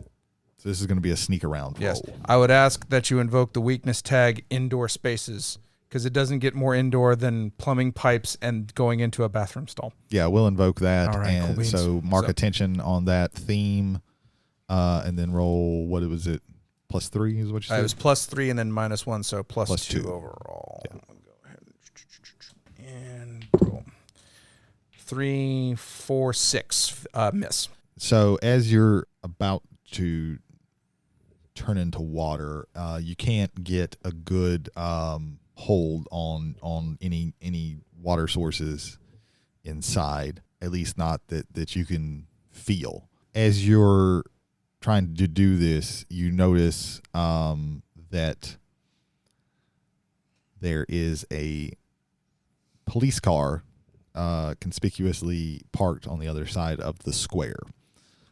So you're going to... In the pipes, a shark comes up and bites Yeah. you. Yeah. The Asylum presents sewer shark attack. Street sharks.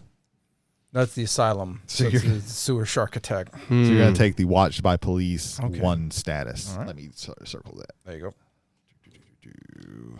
Watched by the police. The police watches All right. Every step you take, every move you make. every breath you take. All right. I'll be watching you. So you've all tried to It's like figure two out different some, levels of stalker going on that side right there. you've all tried to figure some stuff out, and you have at varying degrees succeeded or failed. So you meet back out in the square. So Mm-hmm. I wave at the cops before I leave. okay. All right. They give you the finger gun. With the finger gun, right? Yeah. Okay. I was like, yeah, they Okay. just shoot you. Yeah, Okay. Finger guns. They're probably not that corrupt to just No. murder you in broad daylight. Yeah, I didn't know this was St. Louis. Jake cut that. Censored. Thank you. Cut right into us laughing for Yeah, no they are. reason. Now, So what do you all do Well, I found out now? yes, hello. Unless things greatly change, you can't try the sneak around thing, but maybe somebody else Mhm. can try that. Cool beans.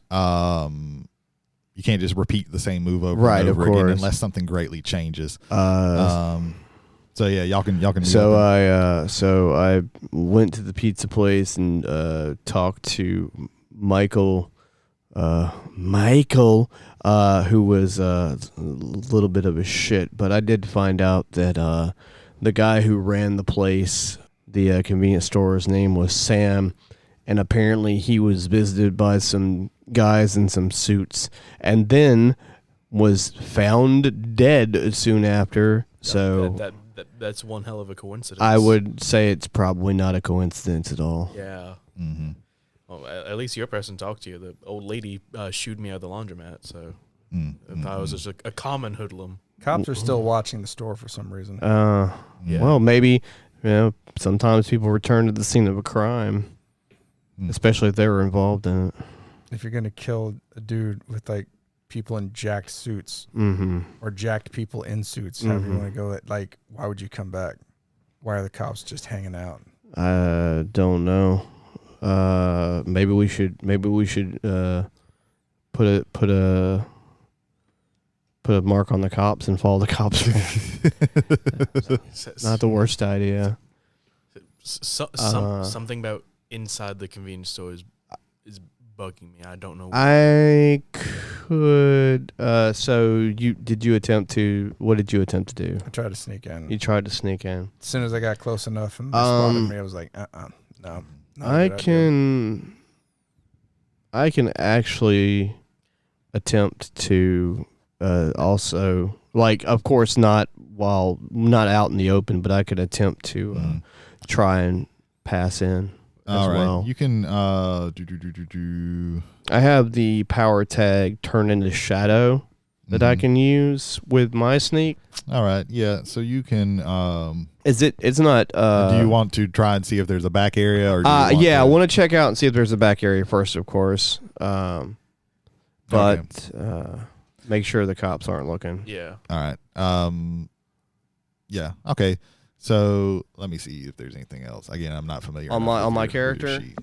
So I have the ability to turn in the shadow, and I could also possibly use my mixed martial arts senses to try and phase my way into the building. Mm-hmm. All right. I'm going to invoke your harder to transform in direct sunlight weakness Okay. tag. So you're going to get a +1 on that. Mark attention on whatever one that is. That would be the Dream Eating Chimera section. Mm-hmm. So Can you employ more than one weakness tag, or is it just the one? It's usually not like you don't. You can. It's all at the weakness tags are wholly at the discretion of the master. Okay. of the MC. So I could, but I'm probably not. right. Okay. Okay. just So checking. I'm at a +2, but you're giving me a -1, so I'm Yeah. at a +1 basically. Okay. So attempting to turn into shadow while using my senses to figure out the best way to implement that on trying to go through maybe the cracks of the back door or something without being seen by the police. That is a no. All right. I'm assuming that was 6 or less. It was a 1 and a 2 on the dice. Oh, so 4. yes. No, 5. 5. Oh no, you 4. played the weakness, so it was 4. Yeah. Oh yeah. Jay, let me see your tag, your status. There you go. So now we're going to apply this status to everybody since you're all in the same area. Okay. So we're all we're being going to watched. give you watched 1, but the way a status works is if you take 2 statuses of the same ilk, they kind of smash together and they tick up. Now going from a 1, there's no ticks, so you go straight to a 2. Mm-hmm. So you're going to be surveyed 2. So anything that you try and do to try and sneak in or around, Okay. that's basically going to count against y'all. Will be as a negative status. 2. So this is for basically For everybody. anybody because y'all are all together. So anytime that we're Damn. sneaking, Actually, we're at a survey too. Put that right in, because it's Okay. all of us. So put that Yeah, with okay. the. There we go. Boom. All right. Okay. All right. Cool. -2 to sneak, my guys. Yeah. So now you have a now the police are definitely paying attention to y'all. What are some of the people that are in the area? Are there people kind of like eyeing the police in a way or something like that? If you watch them enough, you know that they are keeping their distance from the police. Gotcha. This is a poor area of the city, so they are not the police make people edgy. They don't they just kind of pretend Yeah, apply real world shit to the situation. Let me put my head down and let me Right. Do I see any children around? yes, you can see kind of children kind of walking, but they're with parents and Gotcha. stuff like Okay. that. As they should be. Yeah. So I will say you still have the hair salon, which is closed, the liquor store. You also have the florist area.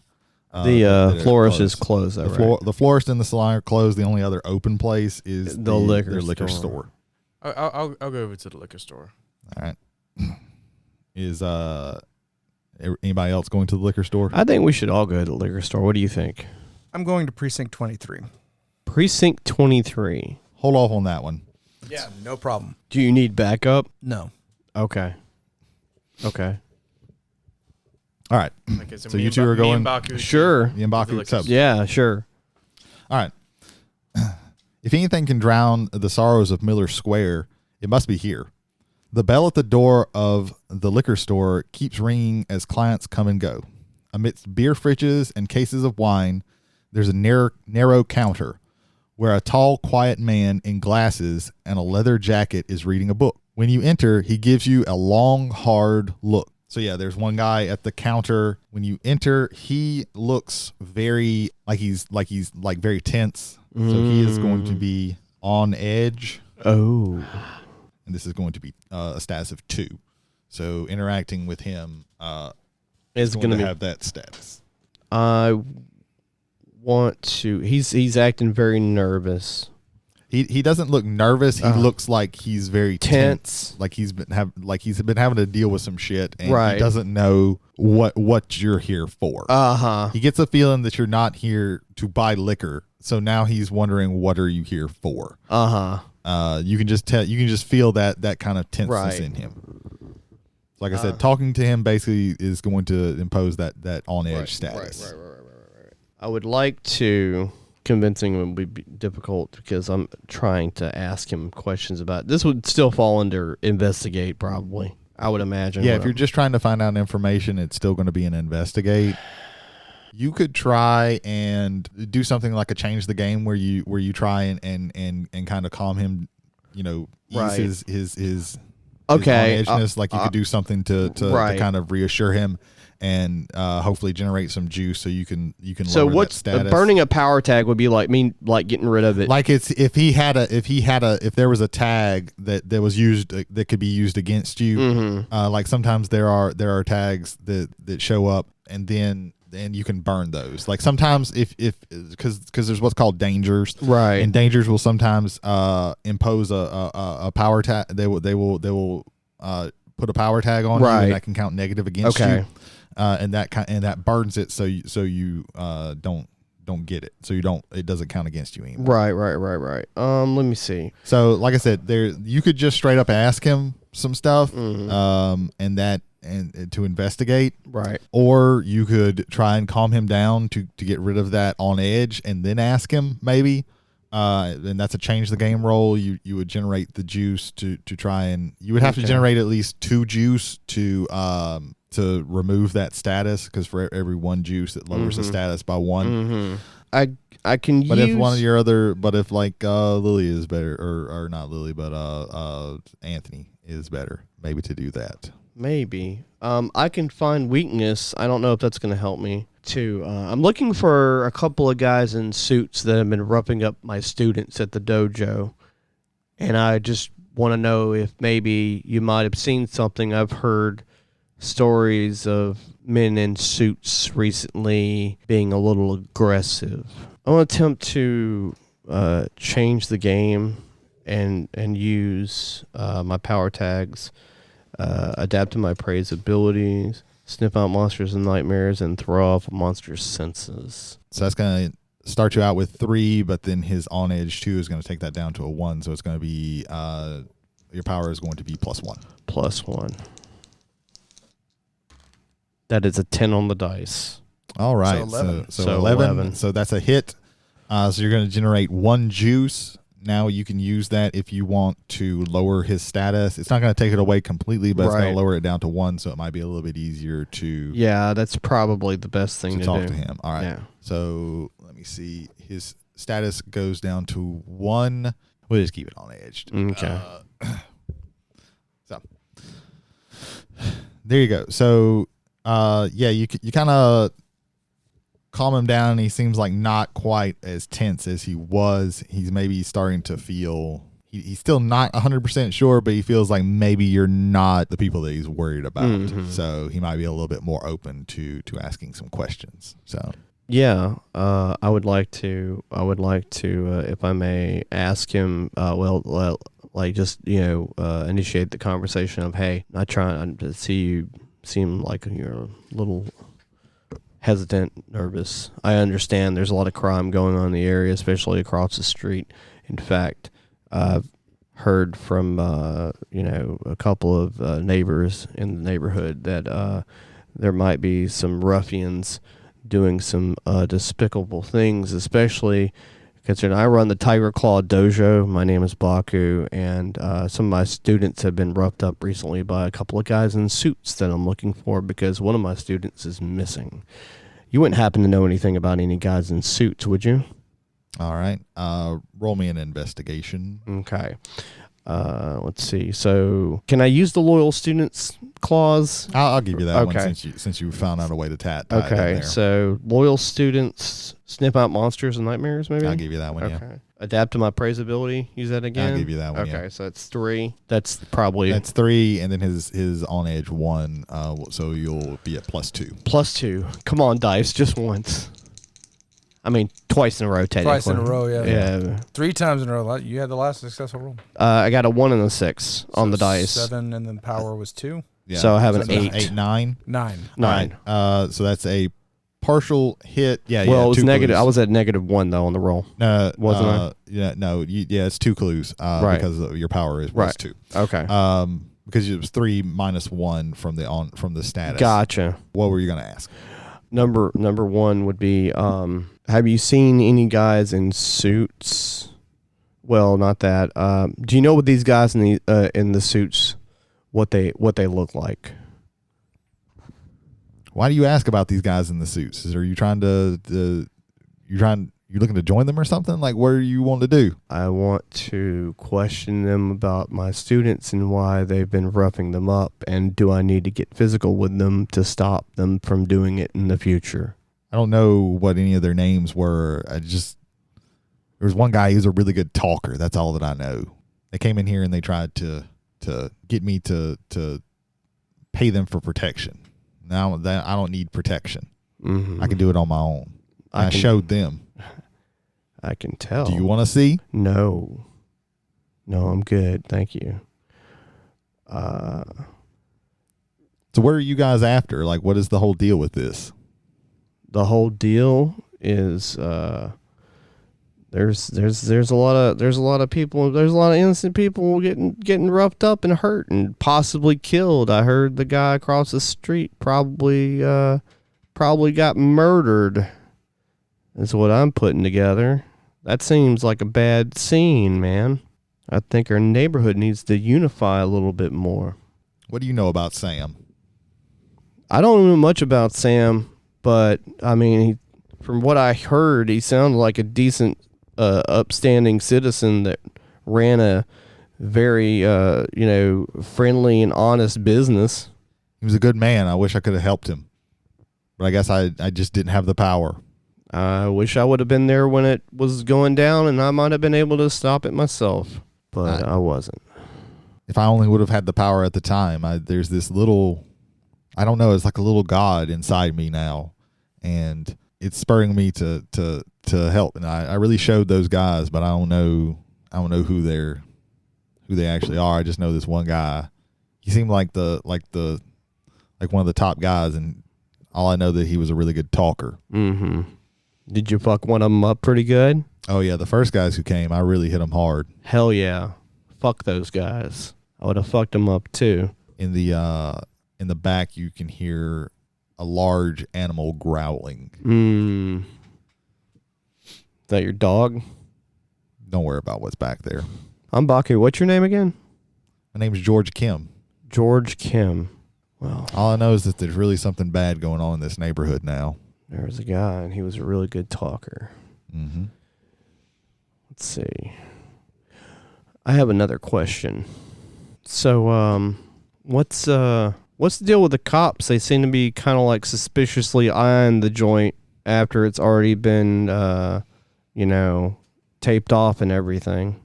You don't have to live hard and very long in Miller Square to know that you don't trust the cops on anything. That's fair. That's a fair take. They said Sam killed himself, but I'm not sure about that. Oh, I'm pretty sure he didn't. It sounds like there's some sort of mafia or gangster shit going on. In fact, I know that the cops from Precinct 23, they haven't done anything to really investigate the death. They've just ruled it a suicide, and they're going about their business. They're probably paid off, but who knows really? But yeah. Well, listen. What was your name again? George Kim. George Kim. Listen, George. I know that you don't need protection, but if you ever need help with anything, you could always come visit Tiger Claw Dojo. Ask for me, and I'll get back with you and help you out, man. All right. You might want to also mention All Seeing Eyes Investigations. Oh, yeah. Well, I do. I do mention that, of course. And my friends at, detective, private detective. If y'all need any help, just call. All right. Well, I appreciate it. We need to stick together to get rid of whatever is going, this cancer that's going on in Miller Square. I couldn't agree People have it more. hard enough. They don't need extra stuff. I agree. Weighing them down. Well, thanks, man. All right. I'll leave. All right. I guess I'll head towards the office. I mean, that's probably the best thing to do. All right. Move over to Jay. So as you're heading towards Precinct 13, you come past an alleyway. You see two men in suits, and they've got a guy kind of held up in the corner, and one of the guys, the bigger guys, is punching the guy in the stomach, and the other guy's saying, it's really a shame you gotta do us like this. We offer you this protection, and you gotta pay your debts, man. You gotta pay your debt. That's what you do. I didn't know the IRS jacked like this. They turn around. What's it to you, man? Oh, I don't know. Like, it's 2-on-1. At least one of you, like, go 1-on-1. Just saying, like, you at least make it fair. Fair ain't got nothing to do with this. If you want a piece, you can give us a piece. 1-on-1? No. Oh, okay. That's what I figured. Okay. All right. So go toe to toe. Yeah. So this is going to be a fight. Yes. So when there is a fight, you have what's called a danger. Every danger has a profile, and they have a spectrum of how they can be subdued, basically, how they can be defeated. It could be some of the spectrums can be, causing harm to them. Some of them can actually be doing other things, threatening them or sweet talking them or something like that. So there's multiple ways to always do a fight. So when you do something on that spectrum, I will add that to that spectrum, and when it gets to the point to where they are capacitated, it's usually not to 5, depending on how strong the thing the thing is. They're going to be defeated. So, all right. So you're going to go toe to toe. Yes. All right, with just the closest guy. Yes. All right. Give me a toe-to-toe roll. What's going to be your tag? I'm going to go with smite someone with lightning. So I'm going to call upon a storm. Okay. And thunderbolt manipulation. Okay. And let's throw in electrifying gaze as well, just to kind of set them off. Also, you said it's raining still. Is that maybe a +1 status? Because I am the god of rain and lightning? No, I will not give you that. Raiden over here. I can't teleport unless it's water-based. Raiden could just go. Still pretty cool. So that's Could also just +3 fly power. at you, double Give me. fists. So you're trying to electrocute them with lightning. I'm going to attempt to incapacitate them. If they end up electrocuted, so be it. All right. So, okay. That's going to be. So with toe to toe, whatever you roll, if you succeed, you're going to hit them with the with a status equal to their power. Basically, what you're trying to do is impose the status on them to incapacitate them. So that's 3. I'm going to invoke small fish in a big pond as your weakness tag. So mark attention on whichever theme that's we that learned. is. That's we learned dealer. Yeah. All right. So it's going to be 2d6 plus 2 power. Shake, and here we go. That is 6, 8. 8. All right. So on this, you get to. So it's a hit. So you're going to impose a status on them equal to your power.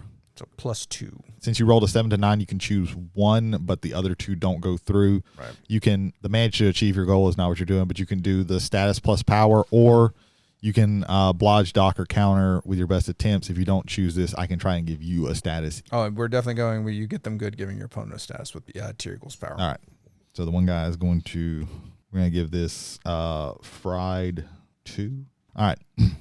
So you notice that you call down a lightning bolt onto him, and it hits him, and he does seem a little dazed, but it doesn't quite do. You've seen you've seen people get hit by lightning. You know what that looks like, and it seems like he kind of shrugs that off a little bit, and he cracks his knuckles and swings a punch at you. All right, I shall face danger. So yeah, now you give me a face danger roll. Okay. I'm going with turn myself into water. flow through narrow spaces because I'm going through the basically the joints of his fingers, and maybe possibly if it rolls high enough, I'm going to try to maybe have him in like a wrist lock or something. So like, All right. and let me see if I have anything else that might go there. Actually, no, I'm sorry. He's going to try and Okay. He runs to grapple you. Okay. So he's going to try and give you restrained 3. Oh, okay. So once again, I shall face danger, and I will turn myself into water, flow through narrow spaces. That all still works. And hell, I will travel between bodies of water to end up in a puddle behind him. Okay. All right. Okay. So +3. Yeah. Okay.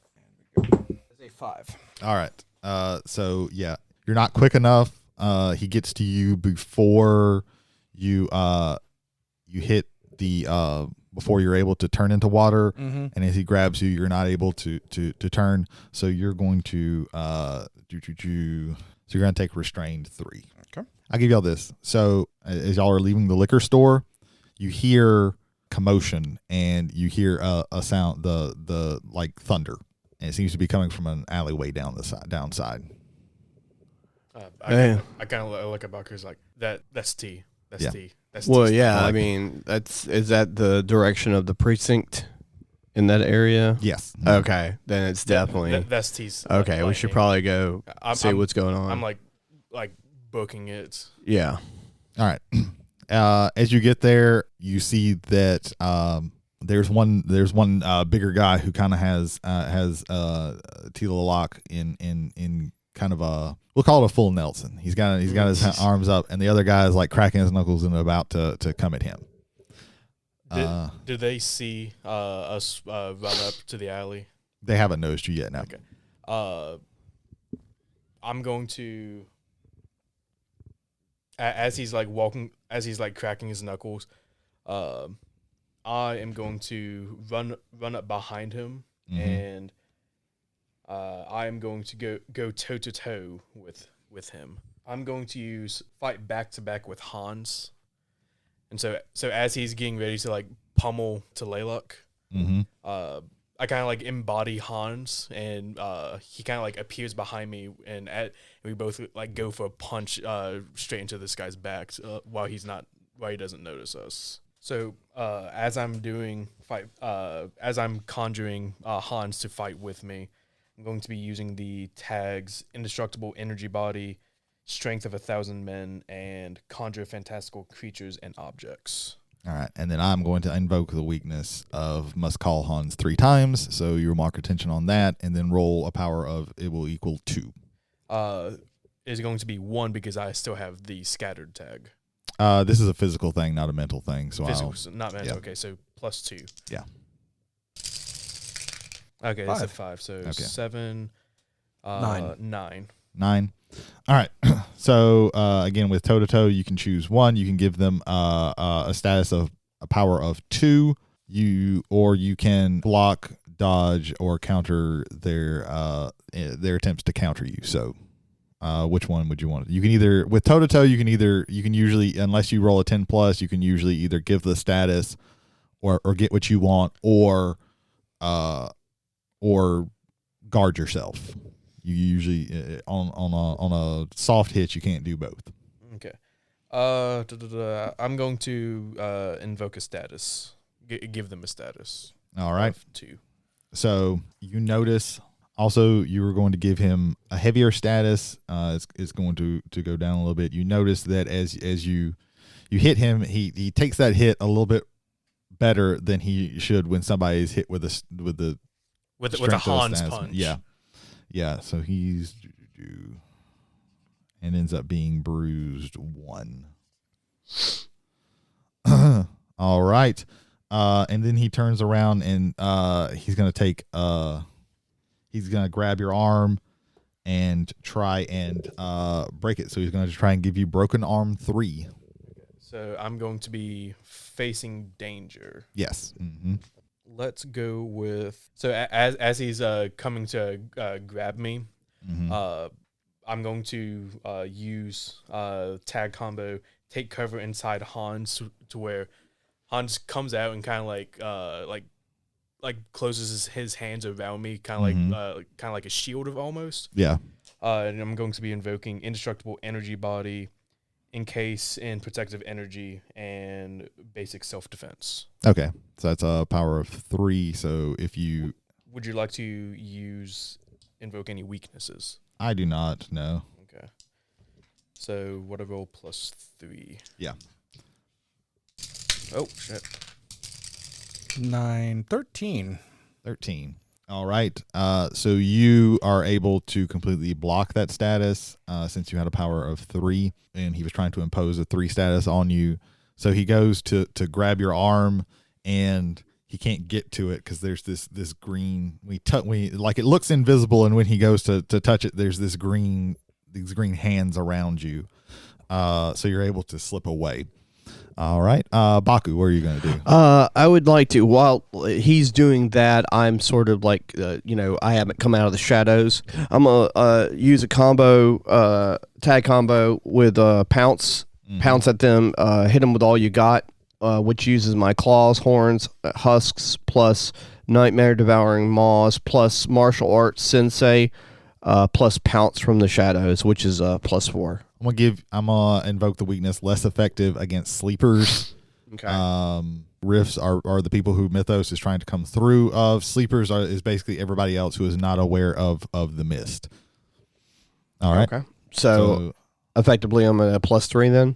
Yes. Okay. All right. So you're trying to basically just which guy are you attacking? There's one holding Tila Locke, and there's one who grabbed at Anthony. Which one are they? Like Jay's character's got like entangled in one, Yes. and he's entangled in the other one. Yeah, basically. Well, he's not entangled, but Right. You saw that he went to grab him, Yeah. and You saw him grab Hans's pinky. Okay. I will attempt to attack the one that's on T. all right. That is a 3 and a 6 on the dice, so 9 plus 3, so that's 12. 12. Yes. All right. So in toe to toe on a hit, so you're going to give him that status. Well, it was hit with all you got. Yeah. So with hit with all you got, as long as you hit, you're going to give that status. Okay, and then gotcha. you get to choose 2 other things. You can take cover and secure to a superior position so that they can't impose a status on you. You can get them good. I don't think control collateral damage. I don't think there's going to be any with that. You can hold the target's attention if possible, and you can get the upper hand and take 1 juice to try and change the game, as if you had rolled to change the game. So which one of those 2 do you want to do? Okay, so the 2 I'm going to choose is I'm going to take a superior position and not cover. Yeah. And then I'm going to hold their attention if possible, which would be, I guess, like maybe grabbing him and holding on to him, or maybe flipping him off or anything like that after I like just gouge the shit out of him with my claws. All right. So as he's grabbing at Anthony, he doesn't see you come from the shadows, and you pounce on him. And which one are you? I'm attacking the one that's on. Okay. On so as he's holding Oh, Nelson. Yeah, he's holding him in full Nelson. Doesn't see you coming, and you come from the shadows and grab onto his back, and you can't really see but you grab onto his kind of on his back or his shoulders, and you sink in your hand sink into him into his back as if he were as if there were claws on there. And then you can almost see the outline of this thing kind of chomp down on the back, and blood just starts pouring from the side.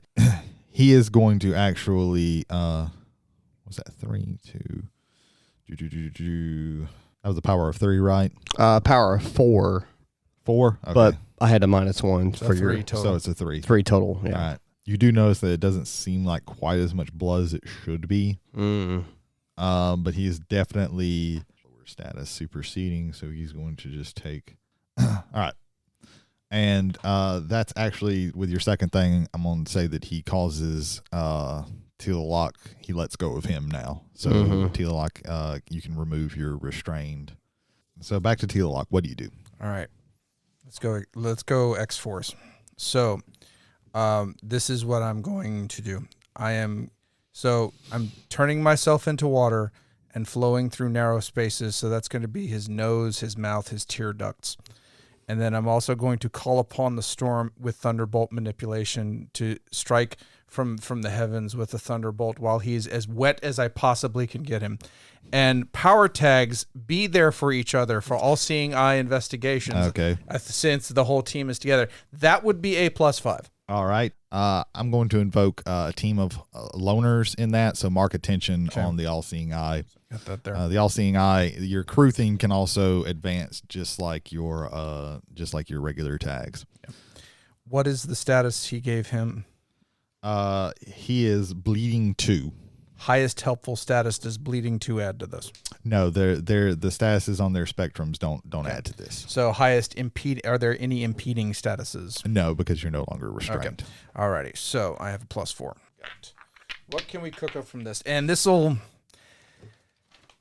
I guess, call it. Yeah, hit it all with all you've got. This is hitting with all you got. No, I was debating between that and taking the risk because I am like calling a thunderbolt orbital strike on myself. So let's see what happens. 2, 5, 9. 9. All right. So yeah, with that you're going to impose, what was it? A +4 status onto him. If he already had the +2 fried, can we make that a +6 fried? Well, the way a status works is if it's the same status, they add together and go up 1. If it's a larger status, it just supersedes the lower status on the same spectrum. Okay. If it is a lower status going adding to a higher status, then it ticks up. Okay. I think I said a little bit wrong earlier. Okay. But that's how that works. Okay, dokes. So yeah, you're going to completely, as you go into him and the lightning strikes. Yeah, you're going to have incapacitated him. He falls to the ground. You can tell that by even though he should be completely dead, he is still alive. He's just out of it at the moment. And you've got this other guy. He turns around and looks kind of in disbelief. So the guy we're fighting, or the guy that they were holding up, or is that dude already left?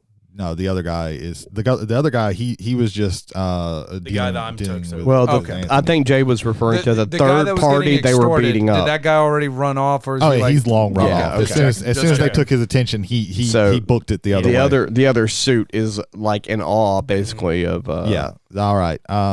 So Anthony, what do you do? Seeing how he's kind of in awe of what T and Baku did, I'm going to attempt to do what he did to me, and with the strength of Hans, put him into like an armbar of sorts. All right. Kind of like jump on him, like contort his arms in a way where he just falls to the ground. Mm-hmm. Yeah, I think this is also gonna be a hit him with all you've got. We're gonna go with strength of 1,000 men, basic self-defense, and conjure fantastical creatures since I'm using Hans to assist with this. All right. I'm going to invoke phase when overextended. Okay. So mark attention on that thing. Gotcha. So I'm effectively at a +2. Yes, +2. 9, 11. All right. So that is a 10 plus. So you're going to give him the status. You can do 2 of the things on the options there. Probably the best one is to get, secure a position for yourself, and then you probably I would say secure a superior position and also control the collateral damage. Since I'm in an armbar, he's kind of like under my control of sorts.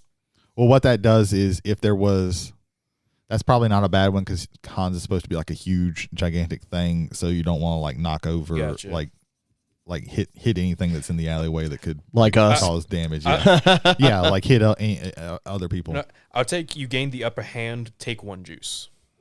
All right. So how would you want to spend that juice? You can do things like create a story tag, which is just an extra thing. And this is when it comes to like tags, they're kind of like free form. So something that you think could help y'all that you could that people could then invoke when they do their rolls is basically the best thing with that. I could also use it to give or reduce a status. So, but nobody really has like a negative status on him that you could help in that way, because it would have to be connected to what you do. So you might want to. Well, he still has scattered. This might get him back. This might take my focus off of the blowback that me and Hans had earlier. The only thing when it comes to like reducing a status, when it comes to juice, it's also the method of how you got the juice. So you got the juice with them, so you would have to like I would have to impose. Have to be, you could impose like a restrained 1 on him if you give want him to. a status. Yeah. I would like to make sure he is restrained. All right, so he Give takes him a restrained restraint. 1. So statuses on them basically is something that you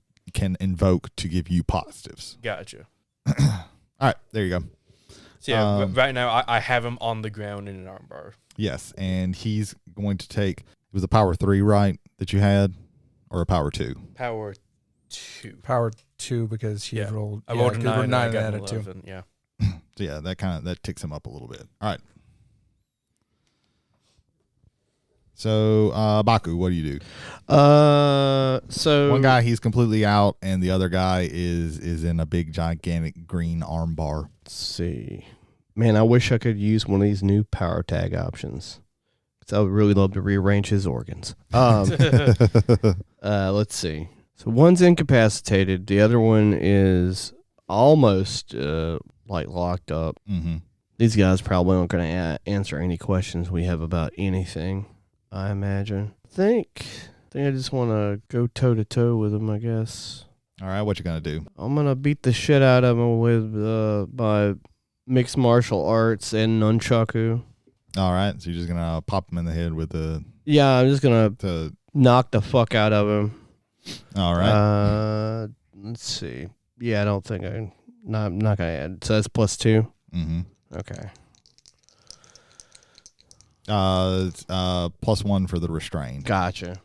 So it's 3. Okay. That is a 6, 9. 9 total. All right.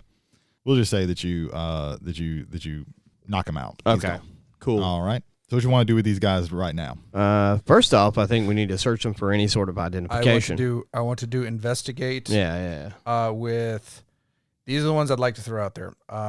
Shadow and observe, sticky fingers, small time fixer, flow through narrow spaces.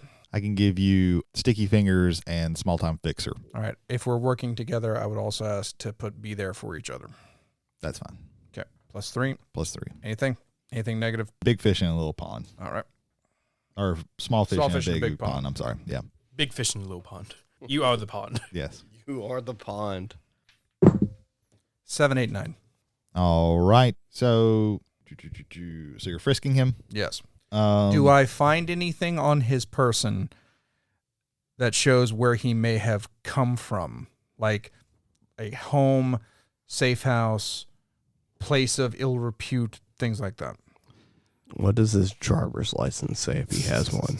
They don't have any. Of course they don't. I had a have feeling any. they would. That's why I went a bit more broad. Yeah. Like a matchbox for a fucking casino. A business card of a place of employment. Mm. You find a matchbook actually. Okay.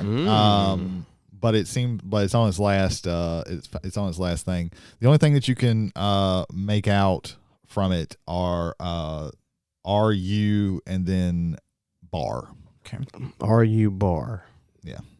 Me, I'm not bar. It seems like it's like this is something the guy's just kept in. Like maybe this is his last. He's superstitious or something about keeping that last match, so he keeps it in his pocket, and it's just rubbed. That one part's rubbed off, so you can see RU bar. That's you can't cool. really Gentlemen, do you have any questions you would like me to ask the MC? Oh, about these dudes? Yes. From things that we may frisk. Well, I'll mention this in character since I don't think we've had a chance to talk since we've all made our separate investigations of the neighborhood. The dude from the liquor store had mentioned these guys in suits. One of them was very talky. The other one looked kind of rough around the edges. He said he fucked him up. I don't believe him.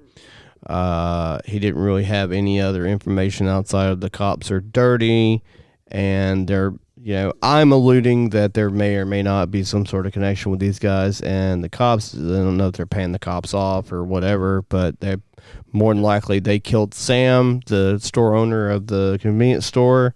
Does it happen to be like a notebook with like a list of names or something to that effect? No, you don't see anything like that. That's all physical stuff that he could come across. All right, there's our second question. That's what. What? He asked the question. That's the second Yeah, question. you're the one asking the question. No, right. I asked y'all for questions, and so that's the question. Oh, okay. Yeah. Shit. All right, then. Fuck. I will say that you guys with mystical senses, you can tell that there is something. There's something off with these guys. There's something off with it. They seem like almost invigorated. Mm-hmm. For dudes that are not supposed to be connected to the supernatural side of things, they seem to be connected to the supernatural side of things. Yeah. Well, you as your characters don't necessarily know what they're connected to or not. Sure. It's just a little inside baseball thing. Your characters know about the terms rifts and sleepers and the mist and all of this, but you're the people, you as players, but your characters don't necessarily know understand, that all that shit. Yeah. If you know, we just know people. You would some call people yourself weird. whatever's like awakened or whatever you would feel. Weird dudes. Yeah. Gotcha. It'd be funny is if we took these guys, tied them up, and put like a note on them and put them in front of the stoop of the police station and just wrote on it, "These are your murderers." like we killed Sam at the one stop yeah, shop. we confessed that we were the murderers of Sam. Yeah, I'm sure that'll go over well. I'm sure it would. That would definitely be a take the risk. Yeah, it sure would. Do we take the risk? Do you want to do something like that, or do you want to? We could strip them of everything they have. I was thinking about just taking all of their fucking clothes. They both are armed. We should de-arm them. Yeah. As they're like incapacitated, I'm gonna strip them of everything they have. Okay. All right. Like take away the weapons, any like protective padding, throw their suits down a gutter, take their shoes. As you're doing all that, they are kind of one of the one guy that was just punched, just kind of coming. The other guy, like, it's going to be definitely take. The first thing I would do is take their weapons. Take the weapons. And like basically like take the what do they have as far as weapons go on them? They both have pistols. Pistols. I'm taking a pistol. Like semi-automatic Berettas or some shit or whatever. Yeah, like just regular old. I just like take the clips out of them and fucking take the bullets. Take the bullets out of them. I'm just taking the gun. Well, that too, but just taking the clip out and taking the bullet out of the chamber. What next? All right, so you got these guys incapacitated. What are you going to be? What are you going to do with them? So one guy's kind of coming to, but like there's the other guy's still completely out, but he's still like super groggy. Yeah. So after I've like taken one of their pistols, put in like my waistband. The guy's like staring about. Is like, "We're coming for you," and then I raise my foot. I raise my leg to like stomp on him, and I conjure Hans' leg to like stomp him out. You're gonna get the story tag handgun. Yo, I got a handgun. There you go. Very nice. All right. I just let the rain just kind of hit me in the face, kind of get back to regular. I'm just like thumbing through that one matchbook, and I'm like, gentlemen, I don't think there's any other work we need to do here. Let's get back to the office. Sounds good to me. All right. Somewhere in a dank brick basement, lit only by a single dangling light bulb, a door opens and shuts and hurried footsteps are heard. The camera pans sideways to reveal a cocktail table with a crystal bottle of whiskey, a lowball glass packed with ice, and a long-fingered masculine hand holding a smoking cigarette between two gold rings, hovering over an ashtray. An old pistol rests on the table nearby. "They're snooping around, boss," the messenger says. The hand goes up and out of the frame as the man is heard taking a long drag and then blows out swirling jet of cigarette smoke. The hidden man says with a silky, reverberating voice, "Tell Delia to deal with it. She's been looking for something to sink her teeth into." the screen fades to black. And that's where we're going to end our session for today. So that is our first session of City of Mist. What does everybody think real quick? It was awesome. I'm digging it. I like this. I'm digging it. All right, like I'm this glad. a lot. I'm glad. This is a really, I really like this system. I like this setting. So I'm glad everybody likes it. So It's a very unique way of doing an RPG. The narrative works into the mechanics of the game very well. yeah, it's based off the Powered by the Apocalypse system with a few tweaks. Usually you just have like numbers that you add to your 2d6, but this does the whole power tag thing, which gives like narrative things that's what gets you power and stuff like that. So that's yeah. All right, ladies and gentlemen, if you would like to listen to some other podcasts, how about you try out Whiskey and Wrestling? Michael Hill and Jason Holder. Good Lord, it is super late, guys. It is. That's what I'm blaming on that, not the fact that I am very bad with names. Blame it on the stroke. Yeah. Blame it on the strokes. They have a podcast where they talk about wrestling. Sometimes they'll even do some like older wrestling reviews, and then they also pair that with some libation of the alcoholic kind, and tell you what they think about that as well. So if any of that sounds interesting, now I will say they have to watch what they say nowadays, or else they're banned from Collision. If you've been keeping up with the wrestling world, you get that. If not. Nothing of value was lost if you don't. How does it feel to not have to deal with that? It must be awesome. I would love to experience that. Please write in. Tell us how that feels. Water torture The watching Texas fucking wrestling. Chainsaw Massacre match. Death match, sir. Yes. If you're asking, yes, Leatherface was there. He scared a woman. Yeah, he scared a woman. Karen Jarrett is what's her name from the first one? I cannot remember her actual name. AEW had to have a death match in less than 8 minutes. God damn. They had a lot of like sub. It was more than 8 minutes, but all of you left the room. It wasn't much more than 8 minutes because I was there for a It was good 8 portion minutes, of it. 45 seconds, damn it. Yeah. Because I only took time to take a piss break and I came right back. So yeah, if any of that sounds interesting, you want to hear some people's about the state of wrestling and stuff that's been happening, check that out. They're anywhere that you can find podcasts. Kevin Shelton and Jared Hubbard have a show called Silence Your Cell Phones, where they watch movies and review them, as well as streaming shows and all of the what I'm stroking.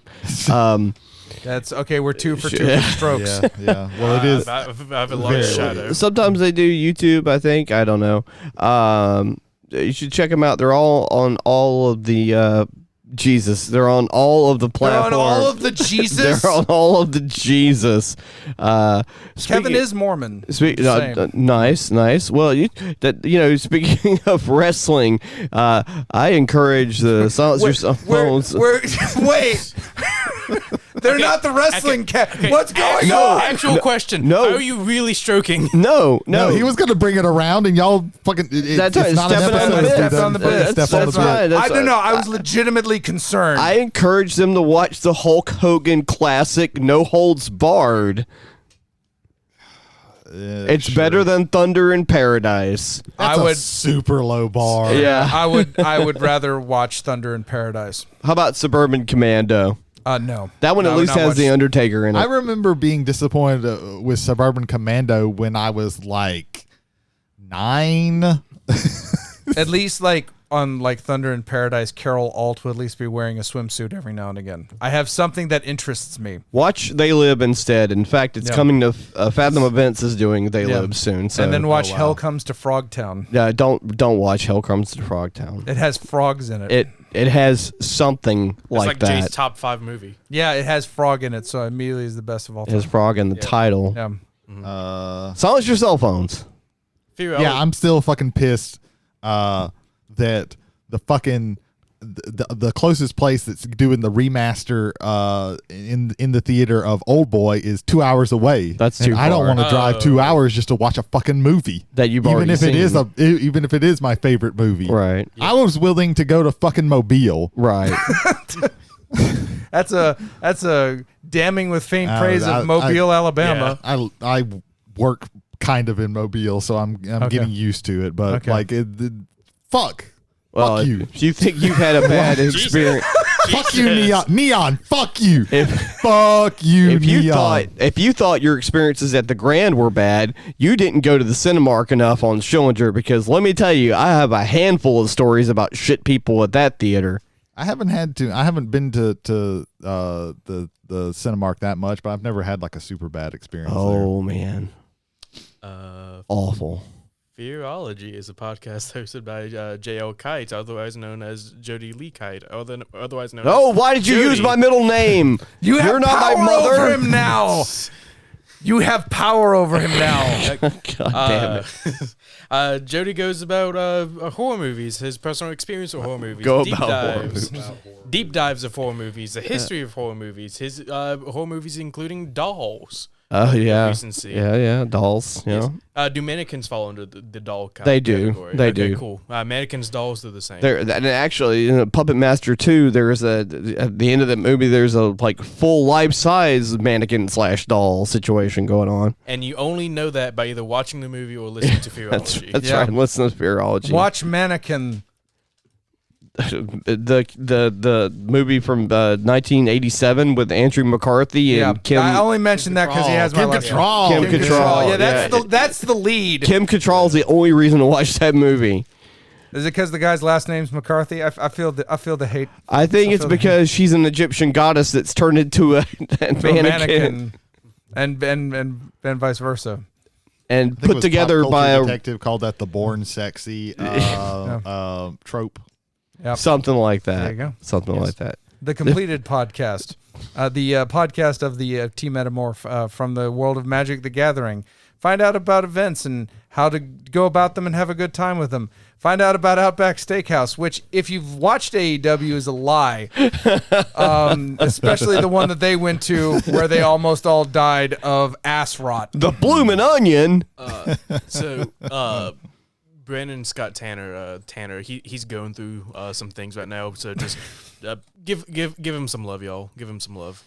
That's all I'm gonna say. Give him some love. Brandon, we love you, brother. Yeah. Be good. Donate stay to well. his GoFundMe. Does he have one? I don't know. That's my knowledge. Okay. I don't know. Just throwing it out there. Okay. If he has one, then people will. Then maybe the guy from Poland will give him some. What kind of money does Polish people have? Are we stumping for money from Lutz Voivodeship? What?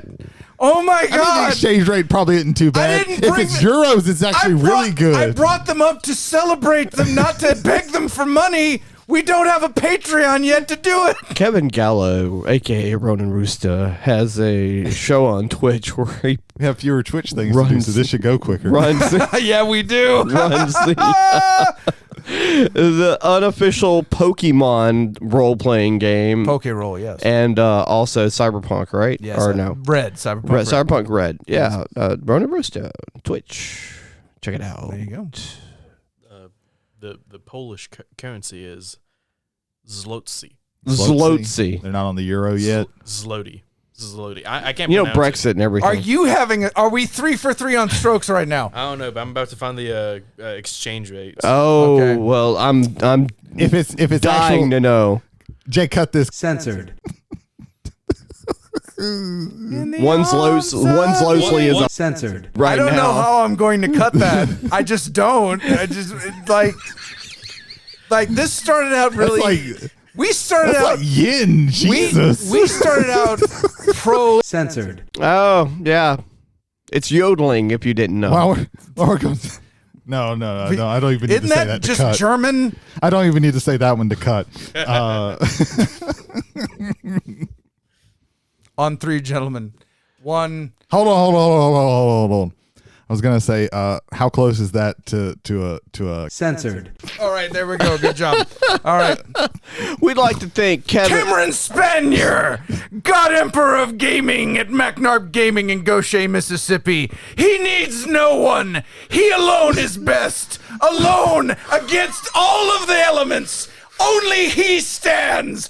Only he knows. They've got puzzles and shit. So I'm going to die. host. Are we done? Yeah, next week we're going to continue with this. Not this. Not this. The City of Mist. So if you enjoy this, just keep watching, listening, whatever.